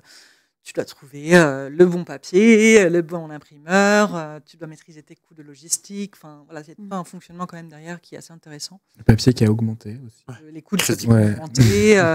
Bref, on peut en parler les heures, mais en tout cas, voilà, c'est un vrai challenge. Mais c'est passionnant aussi de se plonger là-dedans. Et même pour nous, on a toujours été indépendants avant de faire ce magazine-là, de découvrir, en fait, on découvre aussi notre métier au quotidien. Il y a des choses qu'on n'a jamais fait auparavant et qu'on fait maintenant, et c'est passionnant. Il y a plein de dimensions presque artisanales d'ailleurs dans l'impression d'un print. Là, vous êtes une équipe de combien de personnes aujourd'hui? On est une petite quinzaine au bureau. Et à vos débuts, on les embrasse. Et on les embrasse, exactement. On a commencé à 4 ou à 5, je pense. Ouais, 4, 5. Ouais. Ok. Ouais. Et vous pensez que vous allez encore grossir très prochainement, ou vous avez trouvé votre... Honnêtement, aujourd'hui, idéalement, oui, il faudrait qu'on puisse grossir. Après, les réalités économiques actuelles, avec les coupures budgétaires dans la presse, avec tous les budgets, encore une fois, sur cette année, qui ont été reportés à l'année prochaine pour financer les JO, etc. Donc, on ne va pas grandir prochainement. Mais oui, on souhaite grandir, mais de manière un peu organique, pas de manière exagérée. Ok, donc parenthèse pour les gens qui nous regardent en direct, il y a un bug sur une caméra qui reste bloqué sur un moment, pile au moment où je m'absente, et pile au moment où Louisa se demande pourquoi je m'absente. Donc je suis navré pour ça, je n'arrive pas à le résoudre. Tu peux venir avec nous? Non. Je sais pas si je peux condamner cette caméra, du coup je pense que je vais enlever Gabin et le faire à la mano, parce que sinon ça va être enférique. Ah, c'est étonnant. Ça fait penser à je sais pas si t'as vu cette vidéo de toute une famille qui fait croire à une petite fille qu'elle a disparu. Non, ça a l'air horrible. Mais c'est horrible, mais qui fait ça? La maltraitance infantile. La grande sœur, elle fait un tour de magie et après, elles lui font croire qu'elle a disparu en prenant une photo qu'elles ont prise au préalable, où la fille est pas sur le canapé. Vous l'avez pas vu cette vidéo? Non. Mais qui fait ça? Qui traumatise les enfants comme ça. Et voilà, ça me fait penser à ça. Non, mais en plus, c'est les gens qui font ça, excusez-moi, mais plus tard, les frais de psy, préparez-vous. Je repasse à la mano, du coup, et je vais faire ça et ça. Désolé pour notre plan rapproché, Louisa. Voilà, si Dédé tu es encore dans le coin, SOS. Non, mais tout va bien. Écoutez, on a une super équipe, on a assez de caméras. Si on tape dessus, non? Non, mais en fait, il y en a une qui s'est éteinte et qui reste bloquée sur un plan, mais ça m'étonne. Donc, voilà. Je vais me lever pour que je poserai une question fleuve. Qu'est-ce que vous auriez aimé savoir avant de vous lancer? Vous en avez un petit peu parlé peut-être, mais Oh my God. plein de choses manifestement. Tellement de choses. Qu'il fallait avoir une condition physique et psychique en béton. Psychologique. Psychologique, ouais. Psychique aussi, on Euh, a dit. Moi, je sais que je pourrais pas faire ça si j'avais pas la salle de sport et un psy. Franchement, c'est vraiment. Bah, en vrai, on travaille 24 heures sur 24. Enfin, avoir un tel projet, tu y penses à chaque seconde et tu dois être tout le temps en alerte. Tu dois toujours Lever au être. coucher, vraiment. Tu dois toujours être au courant de tout ce qui se passe en fait pour être sûr de sortir la news avant tout le monde, de sortir le bon article quand il faut. Et c'est vrai que c'est un travail qui prend toute la vie, quoi. Donc ça, je sais pas si j'aurais aimé le savoir en avant, mais en le découvrant, en tout cas, on se rend compte à quel point c'est intense et à quel point c'est lourd en fait. Mais c'est cool. Ça a l'air. Oui, complètement. Et puis après aussi, être plus préparé, je pense, sur la partie légale, économique. Enfin, il y a plein de choses qu'on a découvert au fur et à mesure, avec des soucis qu'on aurait pu avoir, qu'on aurait pu éviter si on aurait été un peu plus rodé là-dessus. Mais vu que c'est aussi notre première, enfin, vu qu'on n'est pas juste directeur de création et rédacteur chef, mais qu'on est cofondateur et que c'est notre première entreprise ensemble, forcément, hein, c'est le premier projet entrepreneurial. Donc, on découvre des choses sur le tas, on apprend sur le tas, on découvre, enfin, on fait plein de belles choses sur le tas, comme plein d'erreurs sur le tas. Et voilà, on apprend et on évolue. Les charges patronales. Oui, il faudrait un conseiller financier d'emblée en fait. Ouais, c'est ça. Enfin, un avocat. Mais ça, c'est un conseil de Léna d'ailleurs, qui dit tout le temps dans ses vidéos, Léna Mafouf. Dès que tu te lances, tu prends un avocat et un comptable en fait. Mais écoutez Léna parce qu'elle a complètement raison. Et c'est ce que nous, on n'a pas fait. Bah justement, ma question suivante, c'est quoi le conseil que vous donneriez à quelqu'un qui veut se lancer? Prendre un avocat et un comptable. Littéralement copycat de Léna. Non mais sérieusement ça. Et puis après, surtout, vraiment faire un point avec soi-même et s'auto-évaluer. Parce que quand tu lances ta propre entreprise, si tu veux juste être, dans notre cas, rédac chef ou directeur de création, mais que c'est aussi ton entreprise, tu t'en sortiras pas. Il faut accepter le fait que tu vas devoir toucher à plein de corps de métiers différents, que tu auras plein de défis différents, que tu vas devoir apprendre des choses d'ordre légal, d'ordre commercial, en lien avec la comptabilité, en lien avec le RH, enfin, plein de choses auxquelles tu t'attendais pas. Et il faut être prêt et vouloir, en fait, être assez curieux et se montrer assez engagé pour comprendre tout ça, en fait. Il faut comprendre que tu vas autant aller à des défilés que livrer ton magazine. Enfin, tu fais vraiment toutes les tâches de A à Z en fait quand tu es une petite équipe et que tu commences. Et faut vraiment être ouvert à ça et avoir l'envie de tout essayer, tout tester et tout faire soi-même aussi. Ah, vous participez au distrib vous-même parfois? On l'a déjà fait. Ouais, bien sûr. D'accord. Mais d'ailleurs, question que j'aurais dû poser au début, c'est quoi le rôle d'un directeur artistique? Et après, ce sera ton tour, Elisabetta. C'est une large question, on a 2 heures. Je rigole. Non, en gros, ça va toucher. C'est une histoire d'axe en fait. Déjà, il y a toujours cette question avec Elisabetta de à qui on a envie de mettre en avant et comment on va le mettre en avant. Et souvent, il y a une contrainte qui arrive, c'est l'argent. On a une marque qui arrive, qui dit voilà, on veut faire quelque chose avec vous. Comment nous, on met le talent comment on met en avant le talent, tout en s'assurant que la marque est contente avec son placement de produit. Et que le talent est content aussi. Et que le talent est content et qu'il ne se sert pas de porte-manteau. Et il y a tout un plan à créer, en fait. Et aussi artistiquement, comment on va mettre ça en avant.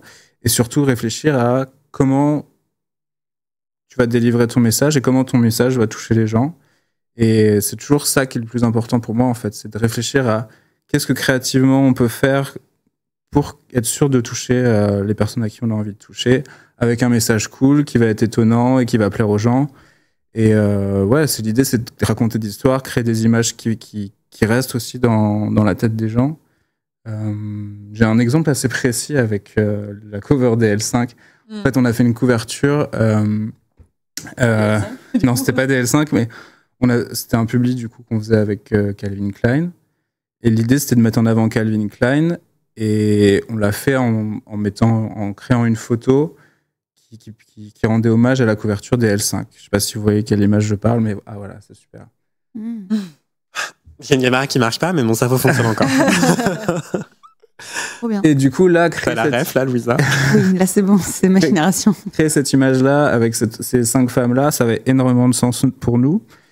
Et je trouve que là, tu réussis à avoir et la marque et ton message par rapport aux personnalités que tu mets en avant.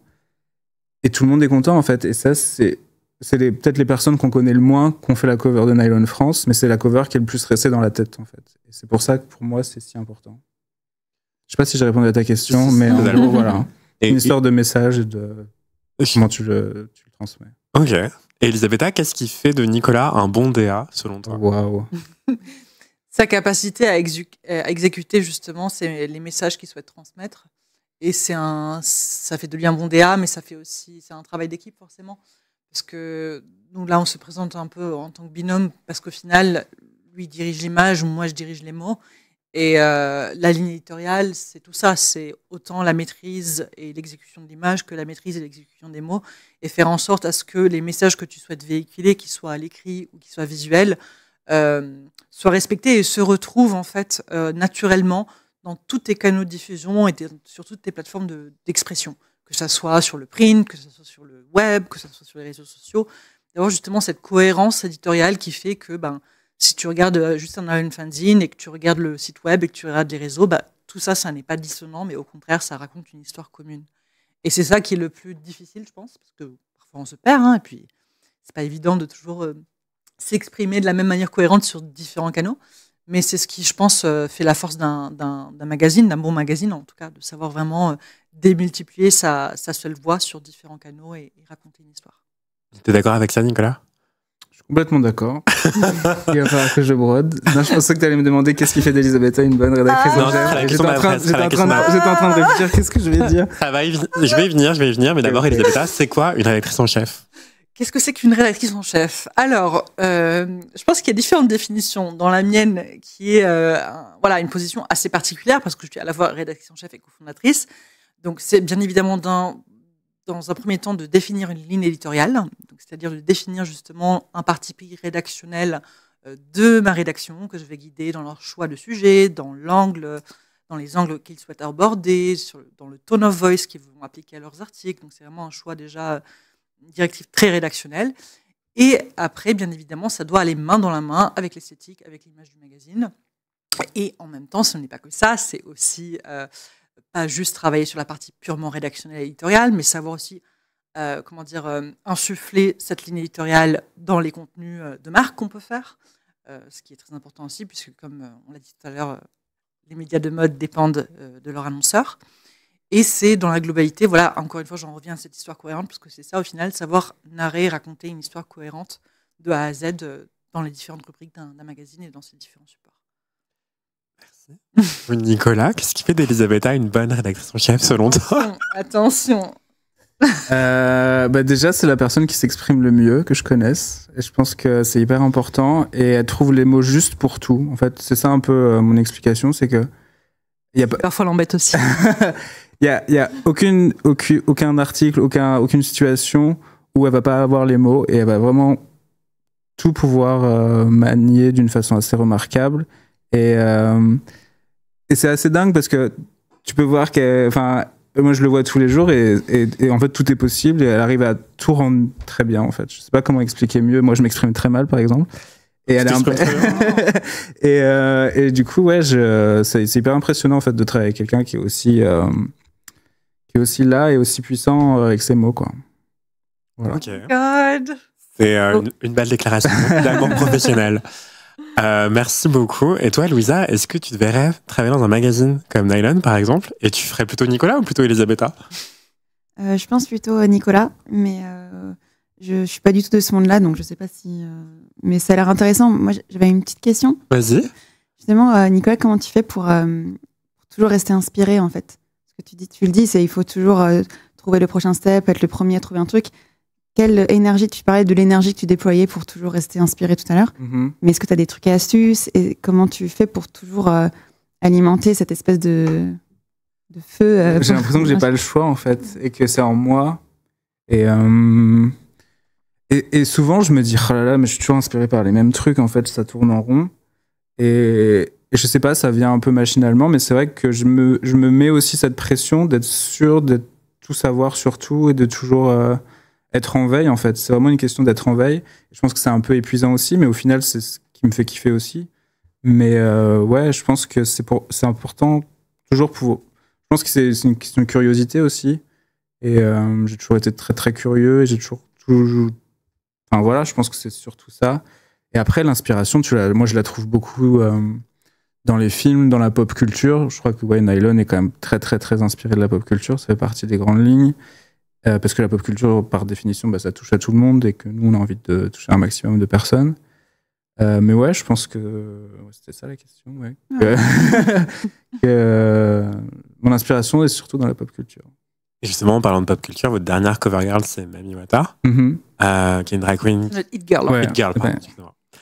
qui est Mami Wata, qui a participé à Drag Race France saison 1, 2, excusez-moi, oulala, c'est n'importe quoi. Saison 2, qui est arrivée parmi les finalistes. Pourquoi ce choix? Alors, c'est très simple. Pourquoi ce choix?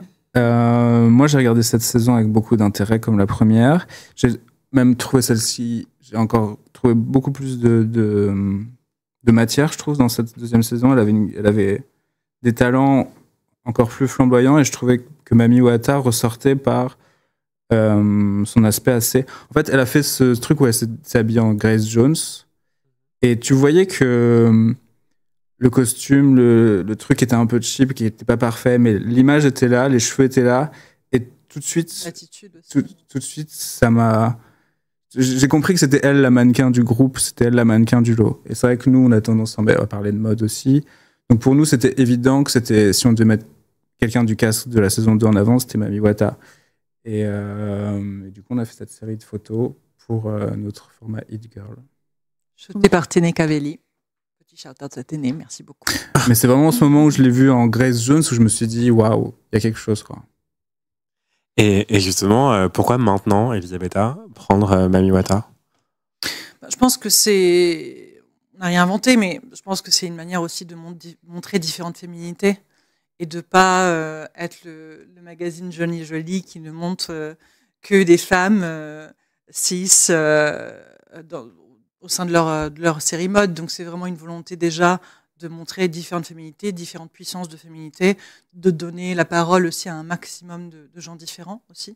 Parce que je pense que tu le sais très bien, on le sait tous autour de cette table, que la mode féminine, particulièrement la mode, pas la mode féminine, mais les magazines féminins, pardon, ont très longtemps été des magazines pour des représentations ultra privilégiées, blanches, valides, cis, mince. Mince, hétéronormée et ainsi de suite. Donc c'est important aujourd'hui justement de montrer en fait que notre monde, il est pluriel et de sortir de ces carcans-là qui ont fait plus de mal que de bien, dans tous les cas. Okay. C'est un beau mot de la fin pour votre partie d'interview. Merci beaucoup. Merci. Vous restez avec nous, évidemment. Vous pouvez poser des questions à Louisa aussi. Trop bien. Parce qu'on va passer à la dernière partie de l'émission. L'interview de Louisa, fondatrice de la marque du Rebecca. Est-ce que tu veux bien te représenter pour les gens qui nous rejoignent dans le chat, s'il te plaît? Donc, bonsoir à tous. Moi, je m'appelle Louisa et j'ai créé une marque qui s'appelle du Rebecca et qui propose des bijoux en porcelaine que je peins et je sculpte à la main. Ok. Et justement, pourquoi le choix... Enfin, déjà, pourquoi ce nom de marque du Rebecca qui n'est pas ton prénom? Oui, c'est vrai. Du coup, souvent, on m'appelle souvent Rebecca. En fait, je voulais pas donner mon propre nom parce que je trouve ça un peu intimidant quand on donne son prénom et son nom de famille à la marque, comme si on était tout entier dévoué à la marque et la marque nous représentait nous entière, dans notre entièreté. Je trouvais ça un peu intimidant. Je voulais pas ça. En revanche, je voulais un nom qui ait un sens et en fait, il y a une vieille expression française qui est faire du Rebecca ou être rebecqueuse ou se rebecquer. Et ça veut dire se révolter, résister.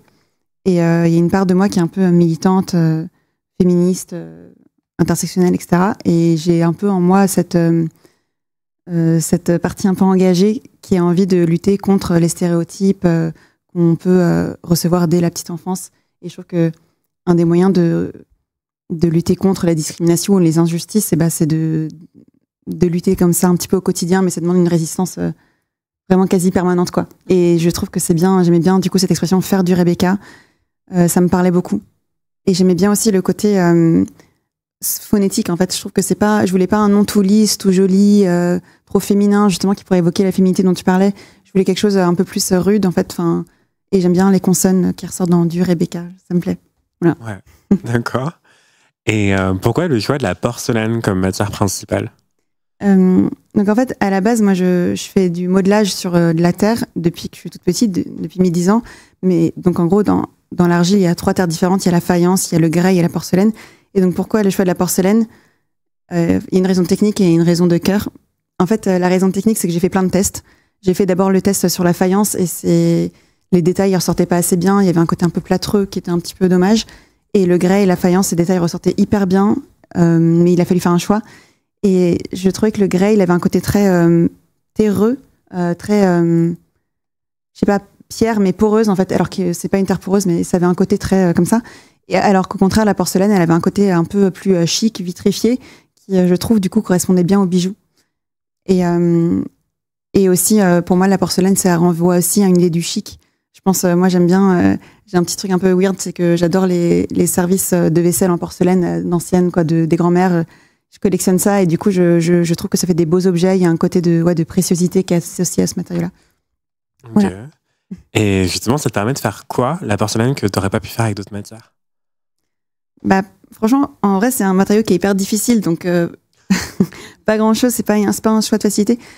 En fait, ce que j'aime bien avec la porcelaine, c'est que tu as à la fois la 3D, donc sculptée, modelée, et à la fois la mise en couleur, donc à la fois la peinture. Donc, si quelqu'un qui aime faire la peinture, bah, il peut trouver son bonheur. Quelqu'un qui aime faire que du modelage ou de la sculpture, il peut aussi trouver son bonheur. Et j'aime bien aussi le côté transformation via la cuisson. Parce qu'en fait, donc il faut la cuire une première fois à 1000 degrés, puis une deuxième fois à 1200, enfin même 1300 degrés. Toujours plus. Ouais, c'est ça. Et du coup, j'aime bien le côté de l'aléatoire. C'est un peu comme les gens, il y a un truc qui me fascine, c'est les gens qui travaillent le verre, qui soufflent le verre. On voit que c'est incandescent, ça devient vif, orange, ça tourne. J'aime bien le côté où on se sert de différents éléments quoi, pour modifier l'objet. Quoi. Et la porcelaine, du coup, ça permet avec plein de côtés aléatoires dans le processus, ça permet de faire ça. Quoi. Oui, ça nécessite plein de savoir-faire hyper différents. Ouais. Donc, tu modèles toi-même, tu sculptes toi-même et tu peins toi-même? Ouais. Et d'accord, ok. Et justement, ça te prend combien de temps de faire un bijou, par exemple? On en a plein devant nous. Ouais. Tu veux parler d'un en particulier ou... En fait, ça tout dépend de la taille du bijou et du niveau de détail que j'ai dedans. Mais de toute façon, avec toutes les étapes nécessaires, il faut au moins une semaine, voire 2, pour faire un bijou, en fait. Parce que les cuissons, elles vont durer... La première cuisson, elle va durer 24 heures. La deuxième cuisson, elle va durer 36 heures, etc. Avec le temps de refroidissement. Et donc... après, je passe pas une semaine à faire un seul bijou, quoi. Mais ça dépend. Par exemple, ma mascaronne, qui est un peu... celle-là. Ouais. Qui est un peu une déesse que je fais, elle nécessite à elle seule au moins 2 heures de mon temps juste sur elle à faire des détails, à la sculpter, à l'émailler. Petit mauvais côté. Ça y est. Ouais. Voilà. Donc rien que ça prend au moins 2 heures de mon temps juste rien que pour elle, quoi. Ok. Et c'est quoi une mascaronne, justement? Ouais, c'est un mot que j'ai inventé en fait. À la place, un mascaron, c'est Attends. On va les faire deviner d'abord. Ah, pardon. Un mascaron? Ouais, c'est quoi un mascaron? Oh my God. Un mascaron. Bah là, en voyant la tête de la mascaronne, qu'est-ce que ça vous évoque? Masque. Oui, logiquement, c'est vrai. Un petit masque qui se mange comme un macaron? Non? Je peux donner un Ok, indice? Vas-y. En fait, moi, je viens du milieu de l'architecture et de l'urbanisme. Ok. Donc, un petit masque qu'on trouverait dans la ville, sur des bâtiments, des façades. Sur les façades. Embellissement. Racontez dans le chat. Ouais. Ok. Quelqu'un sur le chat avait la réponse? Non, personne. mince. Non, chérie, personne. Mais il y a Matt Kabi qui nous dit, je demandais dans le chat, alors est-ce que vous connaissiez Nylon avant ce live? Et des gens nous disent non, mais maintenant je connais. Je les ai renvoyés vers le site pour qu'ils puissent l'acheter. Oh, Voilà. Beaucoup. Parce qu'ils disaient hâte de le trouver. Et je disais, tu peux les trouver sur le shop. Enfin bref. C'est gentil. Anyway, donc la mascaronne, qu'est-ce que c'est? Le mascaron d'abord. Oui, donc le mascaron, c'est les visages qu'on voit parfois sculptés au-dessus d'une porte d'entrée d'un immeuble, au-dessus d'un pont, au-dessus d'une fontaine. Et en fait, ça avait plusieurs fonctions. Il y avait une fonction ornementale pour faire joli, quoi. Et il y avait aussi une fonction de protéger en fait les lieux. Et des fois, ils sont grimaçants, des fois, ils font peur. Un peu comme des gargouilles, ouais. Ouais. Ok. Et c'était un peu les gardiens des lieux. Et moi, ça m'inspirait beaucoup ce côté-là. D'avoir des bijoux qui sont un peu comme des gardiens de la personne qui les porte. Trop bien. Et du coup, mascaronne, j'ai juste féminisé le mot, quoi. Voilà. Ok. Génial. J'ai une question. Tu travailles avec des moules, du coup? Ouais, alors, ok. en fait, ce que je fais... Ah, mais attends, j'avais apporté des trucs. Il doit être dans ta mallette. Ouais, je peux y aller ou pas? Attends. Ouais, bien sûr, bien sûr. Je change la caméra. Et du coup, Page on va de vous pub poser des dédiée questions à Naël. supplémentaires. Les aléas du direct, acte 2. N'hésitez pas à nous dire en commentaire si vous avez des talents que vous voulez voir en cover ou des talents que vous aimeriez voir plus souvent dans les médias. N'hésitez pas à nous dire. Je me permets. Hein, parce que Moi, je Vas-y, voudrais trop vas-y, qu'il y ait vas-y. Maureen, l'artiste de Chata Martiniquez, Ah, je l'adore. et Ronicia, mais ça, c'est une question de seconde, non? Onisia, Onisia, on l'a. Ah oui, pardon. On a fait une Ok, Oh non, mais d'accord. t'inquiète, on en a fait 45 jusqu'à présent, donc 49, je pense. Oui. Ça va trop vite, ça va trop vite. Ça va Mais Maureen, ce serait trop bien. D'ailleurs, j'étais trop content de voir qu'elle avait été invitée par H&M pour la collab Oui. avec Mugler. Oui, Et la soirée, c'était assez incroyable. oui, Le c'est bac vrai que c'était ou les macarons. J'étais beaucoup trop. Les mascarons. Mascarons, pardon. On m'a dit mascarpone mais aussi. pas. Oh my God. Ouais, donc pour répondre à la Top shot. Et du coup, c'est des moules. Et du coup, à chaque fois, tu as la même forme. En Et fait, après, c'est toi qui peins pour que ce soit aléatoire. Et Ouais. ok. enfin, en fait, à la base, je crée une première matrice comme ça, avec une Ok. pâte polymère. Donc ça, je la crée une fois sur plusieurs jours, et quand je suis contente de la forme, je la fige. À partir de ça, je me fais un moule, Ok. et je viens estamper ma terre dans le moule, et elle sort pas du tout comme ça. Il faut que je la retravaille longuement pour refaire ressortir les détails, parce qu'en fait, quand je la ressors, les détails, ils sont un peu... C'est un vrai C'est comme travail la- d'artisanat, en fait. Oui, voilà. Et donc, faut refaire les trucs à la main. Non, parce que les moules, parfois, ça fait penser que les choses sont un peu Ah oui, oui, non, non. automatisées, alors que... Non, pardon, c'est pas ça qui me Non, faisait ça va. rire, c'est une remarque dans le chat, excusez-moi. C'est quoi? Il y a Isaac qui dit moi, je trouve que ce serait super d'avoir une couve avec Anthony, mais après, on va dire qu'on m'a menacé pour dire ça. Ah Qui c'est? Maybe soon. Enchaîne. Prochain. Et après une autre cuisson, et après, ça devient tatella, quoi. Donc, en fait, c'est Trop beaucoup beau. d'étapes différentes. Ok. Et La donc, cuisson, c'est combien de temps? la première cuisson, elle dure à peu près 24 heures. Elle monte, Ça dépend de la taille 1000. aussi. et de- non, en fait, je fais un four où je les mets toutes ensemble, et c'est pas. En gros, en gros, il faut que ça monte très lentement, parce que si il y a de l'eau qui est contenue dans la terre, et si en gros elle s'évapore pas trop lentement, ça peut faire exploser la terre. Donc on fait monter très très très doucement. Après, on atteint un palier à 1000 degrés, puis après ça refroidit très lentement. Donc, artisane et alchimiste aussi, limite. Ouais, il y a un peu c'est un peu technique, ouais. Est-ce que tu t'es inspiré de techniques que tu as vues? Tu as fait des stages avec des gens qui faisaient déjà ça? Comment Ouais. ça s'est passé? Bah, en fait, donc j'ai toujours travaillé dans des ateliers libres et j'ai aussi été dans des écoles plus style beaux-arts, en pratique amatrice, etc.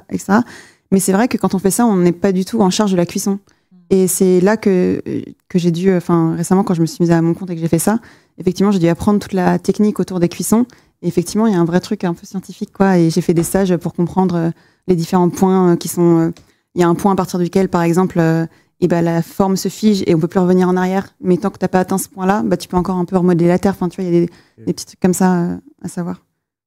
Ok, impressionnant. Et ça t'arrive souvent d'avoir des choses qui explosent dans le four? Maintenant que tu Ouais. maîtrises tout ça. Non. En plus, je fais des formes relativement peu épaisses, quoi. Mais c'est quand tu as des formes un peu plus en 3D, grandes, tu dois évider ta pièce, mais il se peut toujours que tu aies une toute petite bulle d'air qui soit là et qui te fasse exploser ton truc, quoi. D'accord, ok. Donc là, on a parlé de la mascaronne, mais tu as d'autres motifs phares. Donc, tu as à peu près 4 motifs phares, j'ai l'impression. En fait, j'ai 3 collections. J'ai donc la mascaronne qui représente un peu une forme de déesse, en fait. En fait, je sais pas laquelle. En fait, je me suis inspirée à la base des allégories de Alphonse Mucha. Si vous voulez, l'affichiste là. J'aimais beaucoup. Du coup, pour la forme du visage, le côté la couronne végétale que j'aimais beaucoup. Et par exemple, la couronne végétale, c'est cette petite feuille là. Et là, je l'ai trouvée dans un livre d'archives, sur les arts déco. Enfin, et j'ai trouvé dans une boîte comme ça ici, quoi. D'accord. Canon. Trop Voilà. bien. Donc en gros, je vais chercher un peu partout plein de motifs différents et je les sculpte et je les mets de côté dans mon atelier, ce qui fait que j'ai plein de petits motifs que je peux ressortir de temps en temps. Et donc, ce qui m'inspirait, c'est effectivement les allégories de Alphonse Mucha, mais j'aimais bien aussi les ex-voto dans les églises. Je sais pas si vous Ouais. connaissez le côté rayon, du coup, pour ça. Aussi les icônes chrétiennes qui ont beaucoup de rayons qui ont plutôt des auréoles. Moi, c'est par le bas, mais voilà, il y avait de ça. Sinon, la rose d'Orient qui est au-dessus, je l'ai vue en fresque sous la coupole des Galeries Lafayette, parce qu'à un moment, je travaillais à la direction de l'architecture et des travaux aux Galeries Lafayette, et donc je l'ai observé. Voilà. Trop bien. Donc ça, c'est pour la mascaronne. Ensuite, j'ai un androgyne. C'est un petit mascaron, lui aussi. On ne sait pas si c'est une femme ou un homme, donc il est là. Il est inspiré des mascarons et peut-être un peu des dieux incas aussi. Enfin, j'avais un truc le côté avec le fait qu'il porte des perles, le fait qu'il ait une couronne avec plein de feuilles différentes, un peu, ça faisait un peu couronne d'abondance qu'on peut voir aussi. Et enfin, j'ai ce motif-là que j'appelle clax et qui est en fait une genre de feuille ou une coquille, on ne sait pas trop. Elle, j'ai observé une feuille dans une sculpture art déco, c'était dans la coiffe d'une dame. Elle avait un joli motif et du coup, je l'ai réinterprété et j'ai décliné une collection comme ça. D'accord. Voilà. Et ta palette de couleurs, t'en as un petit peu parlé, mais d'où est-ce qu'elle te vient? En fait, je sais pas trop d'où elle vient, dans le sens où j'ai toujours, depuis que je suis petite, je travaille toujours avec des couleurs très vives. Et c'est marrant parce que quand j'ai retrouvé des vieilles peintures de quand j'étais petite, vraiment, c'était la même palette que celle que j'utilise aujourd'hui. Obsessionnelle. Ouais. Peut-être que je me renouvelle. Mais en fait, j'aime beaucoup. En fait, c'est marrant parce que à un moment, quand j'étais à l'université, j'avais un cours sur les couleurs. Et on demandait, enfin, il y avait une étude qui avait été faite auprès d'étudiants et on leur avait demandé de faire un quadrillage d'une feuille A4 et de se créer leur harmonie des couleurs qui leur convenait à eux, quoi. Et en fait, ils avaient constaté que les étudiants qui étaient plutôt genre de type européen, enfin de culture européenne, ils faisaient des nuances, enfin, ils faisaient beaucoup de couleurs plutôt pastel, plutôt des nuanciers ou des dégradés. Et en l'occurrence, c'était des étudiants d'Amérique du Sud, ils faisaient des couleurs ultra flashy, ultra lumineuses et hyper vives, collées les unes aux autres, quoi. Et c'est vrai que c'était intéressant de voir que notre approche à couleur, elle est aussi très culturelle. Et moi, en l'occurrence, quand j'avais vu les deux, j'étais beaucoup plus attirée par le côté plus vif, plus franc qu'on trouve en Amérique du Sud. Voilà. Et puis, en l'occurrence, j'aime beaucoup, il y a un service de vaisselle Acapulco qui s'appelle des années 70, qui est trop beau, que je collectionne, qui est un objet de collection maintenant, qui est une palette de couleurs juste magnifique, quoi. Qui m'inspire beaucoup. Voilà. Et je sais pas si je peux le trouver. Ouais, si, il est connu. Acapulco. C'est vrai, parce que la vaisselle, je trouve qu'il y a un petit côté Madeleine de Proust. Ouais. Les cas, on pense forcément, il y a ce côté un peu cocooning, ça te fait penser à tes grands-parents, Ouais. et en même temps à de l'art déco, enfin à plein d'autres inspirations. C'est ça? Ouais, c'est celui-là. Lui? Ouais. Ok. Oups, là, excusez-moi. Ça, c'est déjà dans ta collection ou pas encore? Non, pas encore. Mais en fait, il y a tout un service comme ça. C'est un service qui a eu beaucoup de succès à l'époque et qui aujourd'hui est hyper. Tu vois, la moindre assiette, elle coûte 90 balles. Donc, ouais, elle est recherchée, quoi, parmi les collectionneurs, quoi. Ok. Voilà. Et justement, tu disais qu'en Europe, on avait plutôt un attrait pour des couleurs plutôt pastel. Le pêche, notamment. Et en Amérique latine, c'était plus tranché. Est-ce que tu as l'impression que ça peut bouger prochainement, ou est-ce que c'est des goûts qui restent comme ça pendant des décennies, voire des siècles? Moi, je sais pas, franchement. Ouais. J'ai pas. Faudrait demander à Michel Pastoureau. Ouais, c'est ça. Michel, si tu nous entends, viens nous voir dans le JT, ce serait super. C'est vraiment iconique. Ok. Et avec ces trois formes emblématiques, donc clax, mascaronne et androgyne, déjà, laquelle tu préfères toi personnellement? La mascaronne. Ouais. Ouais, pour moi, c'est la pièce la plus aboutie. Et je trouve qu'elle a vraiment une sorte d'autorité, une sorte de aura, quoi, qui me plaît beaucoup. Est-ce que c'est la plus complexe à réaliser ou ça va entre les... Ouais, un peu aussi, ouais. C'est la plus complexe à réaliser, ouais, on peut dire. Ouais, donc t'aimes la difficulté aussi. Ouais. Tu disais tout à l'heure qu'elles étaient aussi un peu protectrices. Est-ce que toi, tu leur donnes une protection particulière à quelque chose? Une Chacun intention. où chacun doit trouver sa propre intention avec. En fait, j'aime bien l'idée que les gens se créent leur propre intention dessus, parce que, en fait, je trouve que c'est encore plus fort si la personne se raconte elle-même ce qu'elle souhaite. J'aime bien l'idée que les gens puissent s'approprier une partie de ce que je fais et de le rendre leur, en fait. Je trouve que ça enrichit le truc. Et donc moi, c'est quelque chose que je suggère. Je fais une suggestion. Genre, je vous propose de voir ça comme ça et à voir ce que les gens en font, quoi, pour eux-mêmes. Mais moi, c'est vrai que j'aime bien. Je suis un peu attachée au gris-gris, des trucs. À la fois, je sais que c'est pas magie, enfin que la magie n'existe pas, mais je suis. On adore Charles. Bien sûr que si. En fait, je trouve qu'il y a presque un côté autoréalisateur, quoi. Ouais. Quand tu as une capacité à t'imaginer que quelque chose est sacré, bah, le simple fait de te l'imaginer et d'y mettre une intention dessus, c'est autoréalisateur, la chose devient sacrée, quoi.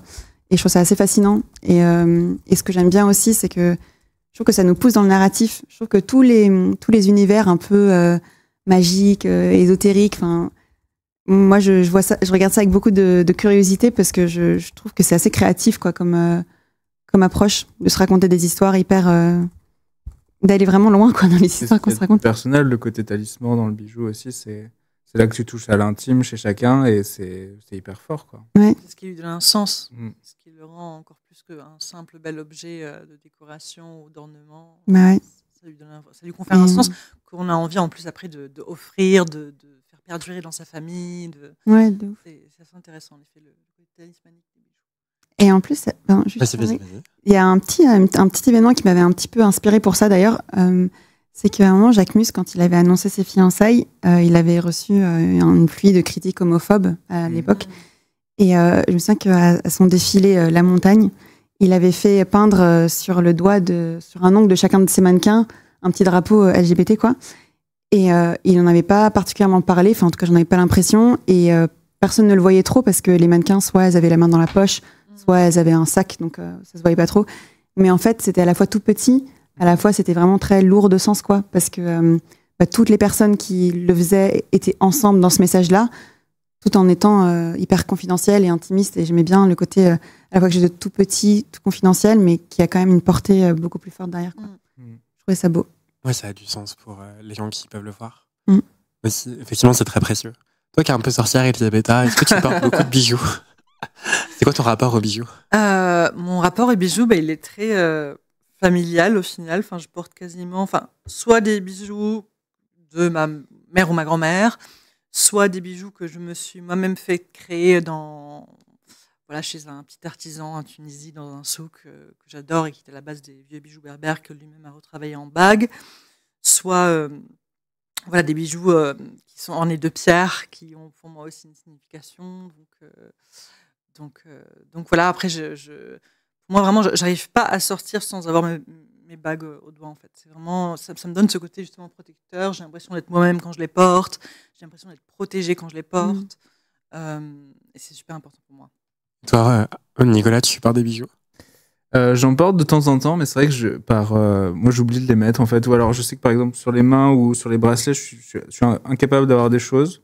Je porte des colliers, j'ai des chaînes, mais je pense que j'attends qu'on m'en offre aussi, parce que pour moi, je pense que un bijou qu'on t'offre, ça a encore plus de sens et tu penses à la personne quand tu le portes. Alors que les bijoux que je m'achète pour moi, je les aime, mais ça n'a pas la même puissance, je trouve. Et du coup, je pense je les mets de temps en temps, ça dépend de comment je m'habille en fait, surtout. Mais j'ai pas un truc que je garde tout le temps sur moi. J'ai besoin de tout enlever le soir, quoi. Et toi, Louisa, est-ce que tu portes beaucoup de bijoux? Est-ce que c'est une déformation professionnelle d'ailleurs? Est-ce que tu es obligée de le faire? Non, moi j'ai mes bagues. En fait, c'est vrai que je porte beaucoup de bagues. Tu peux les montrer sur le top shot vu que notre caméra nous a lâché. En l'occurrence, c'est un peu bête. J'ai pas mis des bagues du Rebecca, mais non, mais j'ai mon alliance et ma bague de fiançailles, quoi. Et là, c'est en fait, c'est une bague qui imite un peu Trinity de Cartier, mais qui a été faite par une artisane. Et je lui ai demandé de travailler différemment les trois métaux. Il y en a un qui est martelé, l'autre qui est ciselé, et l'autre qui est facetté. Voilà. Et ça, c'était une bague Hermès que j'ai eue. Mais en fait, c'est vrai qu'en général, je porte pas tout le temps des bijoux du Rebecca parce que j'ai l'impression d'être au taf. Hein. Mais pour des belles occasions, j'en porte en général. Là, je porte par exemple le collier mascaron, je sais pas si on voit. C'est un choker avec une grosse chaîne. Ouais. Voilà. Comment tu travailles ta diffusion? Est-ce que tu vends que sur ton site ou est-ce que t'en es où à ce niveau-là? Alors pour l'instant, j'ai une boutique à Annecy, parce qu'en fait j'habite à Annecy, je sais même pas si je l'ai dit. Trop cher. Tu l'as pas dit, mais en fait, parce que je t'ai pas posé de question de base, en fait. Mais vas-y, continue de répondre. Pour l'instant, donc ça fait que un an, un tout petit peu plus qu'un an que je suis lancée, donc c'est encore le début. Mais j'aimerais bien développer mon réseau de boutiques physiques, complètement. Pour l'instant, j'ai une boutique à Annecy et une boutique à Paris qui revendent mes bijoux. Et d'ailleurs, je les remercie et je les salue. Bonjour. Et j'aimerais bien développer ça à fond. Et je pense plutôt à des concept stores, en fait. Ok. Pour ça. Et pour l'instant, je vais encore dans des marchés parce que je suis encore en phase exploratoire. Donc, j'aime bien voir comment les gens réagissent à mes bijoux, si ça leur parle, ce que ça leur évoque, quand ça leur évoque des choses. Voilà. Il y a Matt Kabik dans le chat qui nous demande est-ce que c'est fragile, par exemple, la bague ne va pas se casser? Non, enfin, donc, par exemple, la bague, donc, typiquement la bague, donc, il y a une partie cette partie-là, qui est une pastille en porcelaine que j'ai sculptée. Ensuite, là, en l'occurrence, c'est du laiton plaqué or 3 microns, donc c'est la plus haute épaisseur quoi, de plaquage or qu'on puisse avoir, qui est fait à côté de chez moi au lac d'Annecy par un autre artisan. Et donc, en fait, typiquement, cette bague-là, elle est... Franchement, je vois pas trop comment on pourrait la casser. À moins de... Non, franchement, je la vois pas se casser, quoi. Ce qu'il y a... Donc, pas déménager avec, en fait. Ouais, en fait, la porcelaine, c'est un bijou qui... On a l'impression qu'elle est fragile parce que ça renvoie à une idée de fragilité, en fait. Mais en fait, c'est une des terres qui est la plus solide. En fait, on est habitué à la faïence dans la vaisselle qui va s'ébrécher, pas supporter les petits coups. La porcelaine, comme le grès, c'est une terre qui est très résistante, en fait. Parce que justement, elle cuit à très haute température et donc ça lui donne sa force, quoi.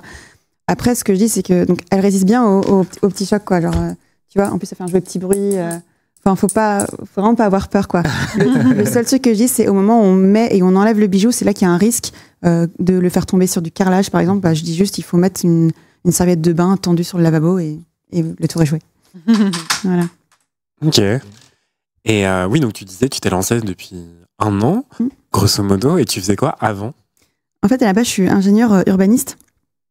Donc, je travaillais j'ai fait pas mal de choses différentes, mais à un moment, je me suis un peu spécialisée dans la rénovation de grands bâtiments qui accueillent beaucoup de public, donc qui sont toujours en exploitation et qu'il faut rénover, donc avec le maintien des gens qui entrent, qui sortent, qui font leurs courses, prennent des trains, etc. Et du coup, c'était souvent des grands bâtiments très patrimoniaux de la Belle Époque dans Paris. Et c'est ça en fait qui m'a complètement nourri mon imaginaire en fait, parce que c'est des bâtiments qui sont hyper beaux. Et du coup, avec les installations de chantier, j'avais accès à des ornements qu'on voit pas de tout bas, de tout en bas, quoi. Et franchement, c'était trop.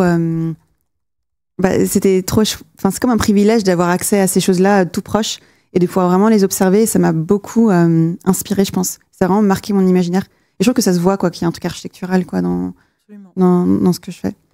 Et voilà. Et tu rêvais de faire quoi comme métier quand tu étais enfant? Je crois qu'à un moment, je voulais être née. Toi, tu parlais de la revue. Ouais. Je pense j'aurais kiffé ça en vrai. Ok, d'accord. Mais en fait, ce qui était difficile, c'est que c'était pas un rêve c'était pas un rêve suffisamment puissant pour prendre la décision de l'être. Or, genre, quand tu sors de terminale, il faut que tu ailles tout de suite dans une école de nez. Tu peux pas faire autre chose derrière, quoi. Donc, c'est un peu engageant, je sais pas. Peut-être que. Voilà. Bon, on ne sait jamais. Ça peut être une corde de plus à ton arc.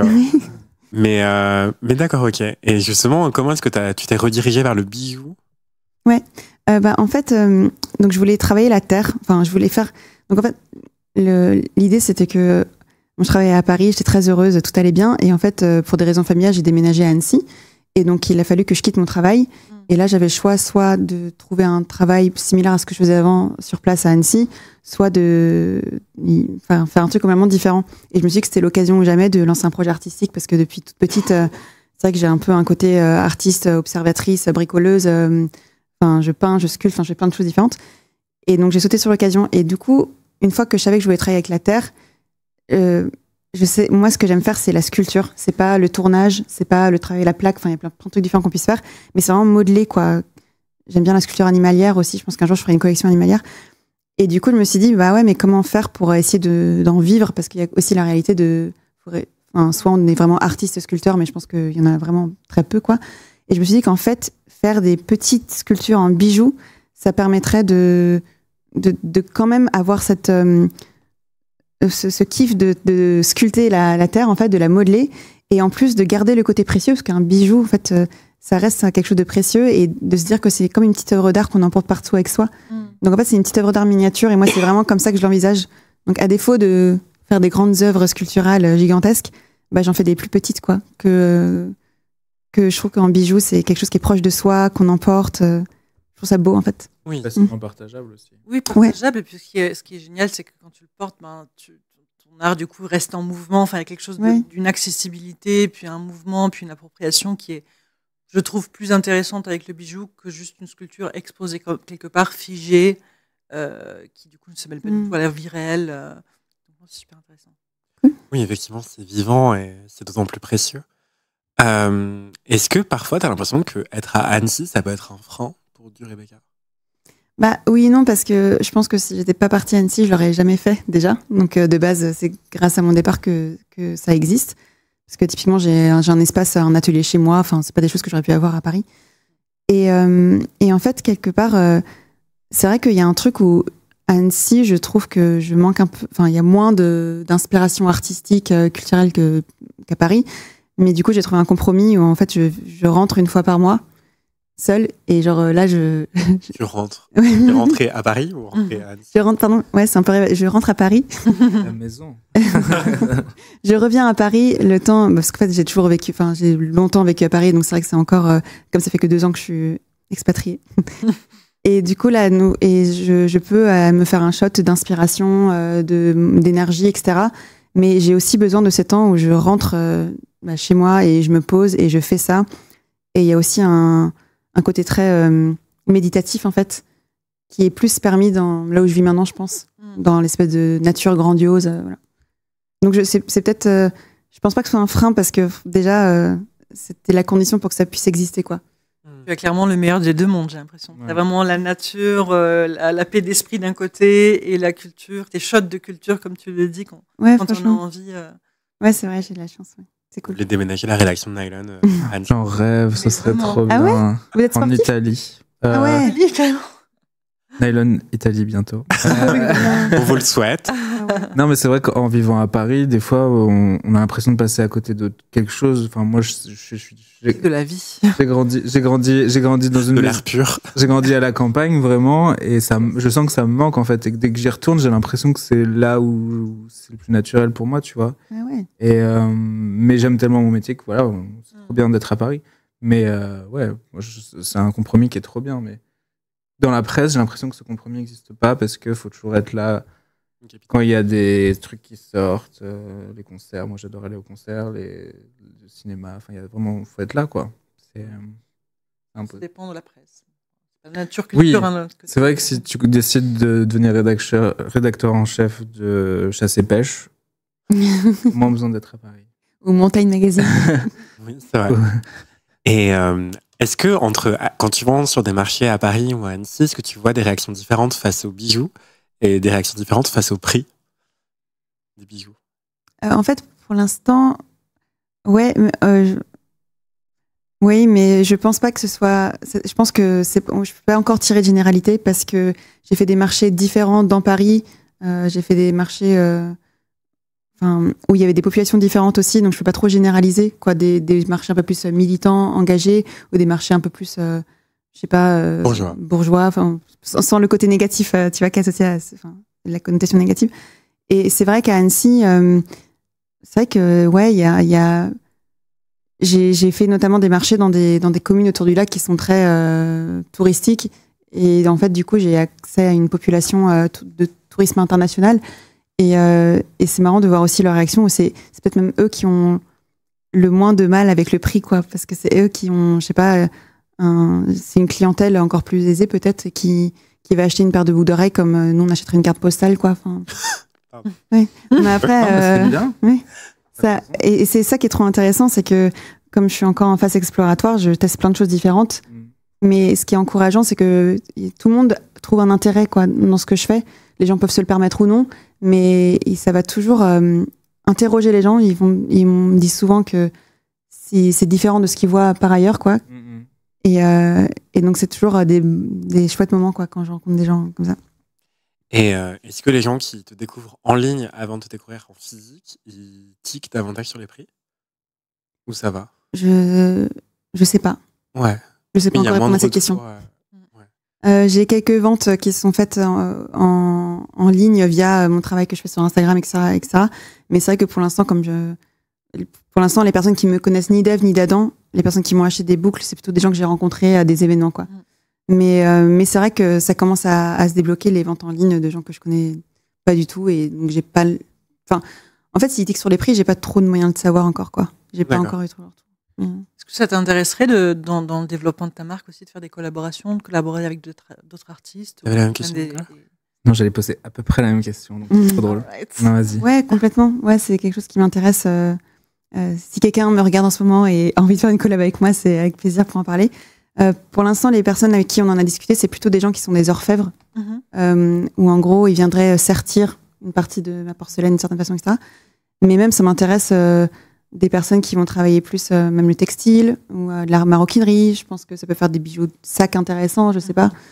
Ouais, moi je trouve ça trop intéressant de faire des collabs. En fait, je trouve que ce qui est plus difficile dans ma situation, c'est d'être seule finalement. Surtout qu'avant, dans mon métier d'avant, j'étais dans des projets où il y a énormément de personnes qui étaient impliquées dans un projet de construction, quoi. Et là, du coup, être seule, effectivement, je trouve ça trop intéressant de faire des collabs, quoi. J'aimerais bien. Ouais, justement, j'allais demander si tu envisageais d'ajouter des pierres fines ou des pierres précieuses sur tes bijoux. Non, je pense pas que je le pourrais. En fait, je vois pas trop comment je pourrais incruster. Je pense pas que ce soit possible physiquement. D'accord. À moins de venir les coller dessus, ce qui est pas intéressant. Parce que du coup, tu perdrais la brillance et tout Non. Mais par contre, faire partie d'un bijou qui, lui aussi, supporte des pierres précieuses, être un élément... Parce que tu sais, dans l'époque Art Nouveau, les bijoux, c'était vraiment... il y avait plein de corps de métier autour d'un bijou. Ça, je trouve ça hyper inspirant. Il y avait un espèce de truc qui ressemble à du vitrail qui s'appelle du plique-à-jour. C'est de l'émail sur métal, en fait. Ça fait comme un mini vitrail. Il y a un sertisseur de pierre à côté. Il peut y avoir de la peinture sur porcelaine aussi. En fait, vraiment des gens qui ont des métiers très différents qui faisaient un espèce de bijou, mais extraordinaire, quoi, qui était une œuvre d'art collaborative, collective, incroyable, quoi. Et je trouve ça trop chouette. Ouais, ça nécessite plein de métiers d'art différents. Oui. Chanel, si on les écoute, on est capable. Voilà. Nicolas, t'as demandé quoi? Sur des boutons, ça pourrait être trop bien. Ouais, c'est canon.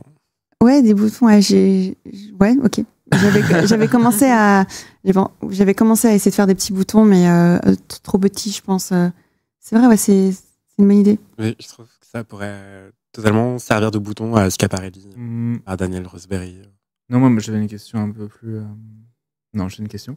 Est-ce que tu as déjà pensé pour t'aider en visibilité, à faire appel à des influenceurs ou à des personnalités que tu aimes bien pour leur gifter des choses? Est-ce que c'est quelque chose que tu as déjà fait ou... Je l'ai pas encore fait, mais ça va être la prochaine étape, ouais. Ok. J'aimerais bien faire ça, ouais. Tu as déjà pisté ou trouvé des gens qui correspondent à ta marque et qui te font...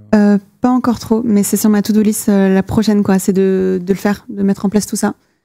C'est vrai que je propose quelque chose qui est un peu, pas inédit, mais genre très différent. Donc, trouver la personne qui va adhérer, à qui ça va parler, c'est un vrai petit challenge en soi. Mais j'ai hâte de réussir à le faire. Des influenceuses, des militantes féministes, en fait, manifestement. C'est ce qui t'appelle naturellement? Ouais, après, je sais pas tant si c'est... Ouais, c'est juste qu'il y a un aspect tellement décoratif, dans le sens art décoratif, je trouve, dans ce que je fais, que je pense que ça prend le dessus sur l'engagement féministe que moi j'ai en tant que personnel, quoi. Donc c'est vrai que clairement, moi, ce serait un plus, quoi. Mais c'est pas forcément, je me cantonne pas forcément à ça, quoi. Ok. Mais si vous pensez à des gens, je suis preneuse de vos idées, si ça vous évoque. Vous pensez à des gens, là? Spontanément, je réfléchis. Toi, tu penses à quelqu'un? Je pense à des shootings, mais je pense pas à quelqu'un en personnel. Plus dans un univers artistique. Ouais. Sinon. Mais quel DA? Des shootings. Non, mais c'est des trucs qu'on a fait où je me dis, ah tiens, j'aurais pu l'utiliser pour ce truc-là, tu vois. Je parle assez près du micro, là. Non, Toi, tu penses à qui, Louisa? Donc, personne pour le moment? Parce que tu commences à y réfléchir, si ça t'est tout doux. Ouais, non, j'aurais pas te dire des noms. Moi, j'allais dire Anna Tomasov, en fait. Même pour Cookie féministe. Ok, ouais. Quoi? Anna Tomasov. Attends, peut-être montre-la. On va lui envoyer un message tout de suite avec le compte Mademoiselle. Non, mais là, je crois que je suis connecté sur mon perso. Mais ok. Je crois qu'on se suit. Mais du coup, c'est elle. Ça te dit rien? Ah, si, bien sûr. Elle est trop drôle. Oui, elle est marrante, Ouais, carrément. Elle est bien habillée. Oups, qu'est-ce que j'ai fait? Je ne sais pas ce que j'ai fait. C'est un PC, je galère. Voilà. Mais justement, pardon, on n'a pas parlé des tarifs explicitement. C'est comment tu fixes tes tarifs et combien ça coûte un bijou du Rebecca? En fait, je suis en train de refaire mes tarifs en ce moment. Donc, je peux dire, en fait, il faut réfléchir à tout ce que ça te coûte à faire. Ouais. Donc, moi, pour mes bijoux, ils vont me coûter relativement peu en pourcentage en matière première. Parce que la matière première coûte assez cher. Mais comme c'est des toutes petites quantités, finalement, ça va. Ce qui me coûte vraiment le plus cher, c'est le temps passé dessus, en fait. C'est vraiment l'artisanat, les choses que je fais à la main, que je peux pas remplacer par des machines et que j'ai pas envie de remplacer par des machines. Et donc, en fait, il faut calculer tout ce prix-là. Et ensuite, il faut rajouter un certain coefficient. Et en fonction de comment tu souhaites vendre ton produit, tu dois le multiplier par le même chiffre, quoi. En gros, si tu vends en direct, tu multiplies par un certain chiffre. Mais si tu veux passer par des boutiques qui vont revendre ton bijou, elles vont prendre un chiffre énorme dessus parce qu'elles ont des frais, des charges. Enfin, c'est normal. Enfin, elles ont un loyer à payer, elles ont plein de charges à prendre en compte. Et donc là, si elles prennent une charge trop importante, toi, il te reste quasiment rien, donc c'est pas viable, quoi. Et donc, combien ça coûte actuellement? J'ai des bijoux qui coûtent. Mon bijou qui coûte le moins cher, c'est une petite boucle androgyne. En fait, c'est une petite boucle comme ça, mais que je fais en une seule boucle pour. Il y a pas mal de mecs qui me la prennent d'ailleurs. Juste une petite boucle d'oreille comme ça va coûter 55 €. Et ma paire de mascarones, celle-ci, elle coûte 210 € pour l'instant parce que je les vends en direct. Mais à partir de 2024, j'ai pour projet de vendre en boutique. Et là, du coup, je vais devoir drastiquement augmenter mes prix. Du coup, si vous voulez acheter, faites-le maintenant. Non, mais ouais, je suis obligée en fait parce que c'est la seule façon. Ouais. Je remets l'e-shop du coup dans le chat. C'est le moment. Hein. Au pire, vous allez acheter maintenant. Après, vous les revendez sur Vinted. Vous faites ce que vous faites. Non, je rigole. Dans le chat, il y a Matt Kabig qui nous dit Daphné Burki pour porter des bijoux. Ah ouais, bien vu. Voilà, donc avis unanime, tout le monde est fan de cette idée. Ok, mais justement. Trop bien. Mais c'est vrai que les photoshoots, j'avais pas. Enfin, c'est vrai que c'est un truc que je dois creuser aussi, je pense. Oui, elle est prêtée à des magazines. Ouais. C'est vrai. Trouver un bureau de presse à Paris. Ouais, après ça, c'est vrai. Seulement, il y avait proche de moi. Et d'ailleurs, qu'est-ce que tu aurais aimé savoir avant de te lancer? Qu'il faut être très résilient. Je pense que je m'en doutais quand même, mais je pense que c'est vrai. Comme de la porcelaine. C'est vrai. Ouais, qu'il faut être résilient et qu'il faut pas hésiter à faire sa propre identité, quoi. C'est vrai qu'on parlait tout à l'heure des trends, des couleurs et tout. Et moi, je pense que du fait que je vienne pas du milieu de la mode, ni du milieu des médias, etc., j'ai vraiment créé un univers à partir de trucs qui n'ont rien à voir, je pense. Et c'est ce qui fait à la fois ma force et ma faiblesse. Ma faiblesse, ça va être que mon produit, peut-être qu'il va pas parler forcément à tout le monde parce que je vois bien que ce qui est à la mode en ce moment côté bijoux, c'est plutôt du métal, c'est plutôt du lisse, c'est plutôt des formes organiques. Et moi, je propose l'inverse. Je propose un matériau qui est un peu... quand on parle de la porcelaine, on pense même que c'est peut-être un peu tombé en désuétude. On se dit, voilà. Et moi, je propose ça. Je propose des couleurs hyper vives et un détail hyper fin. Mais en fait, moi, c'est ça qui me plaît. Et justement, je trouve qu'on peut être plus audacieux avec les bijoux. Je trouve, même par rapport à la question de fragilité, hier, j'ai découvert une artiste qui fait des bijoux en verre soufflé. Enfin, je trouve qu'il y a trop de choses à faire et que c'est bien de sortir un peu du cadre un peu que tout le monde fait. Et non seulement j'aime bien faire ça parce que du coup, quelque part, ça te libère parce que t'es pas obligé de répondre aux codes et t'as pas la pression d'être toujours dans les codes. Donc, ça te donne une grande liberté.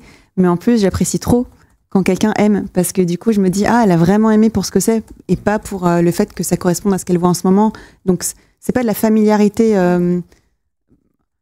c'est de la découverte, et c'est un petit coup de cœur, quoi, et ça me plaît, quoi. Je trouve ça chouette. D'accord. Et c'est quoi le conseil que tu donnerais aux gens qui veulent se lancer dans la création de bijoux? Lancer leur propre marque?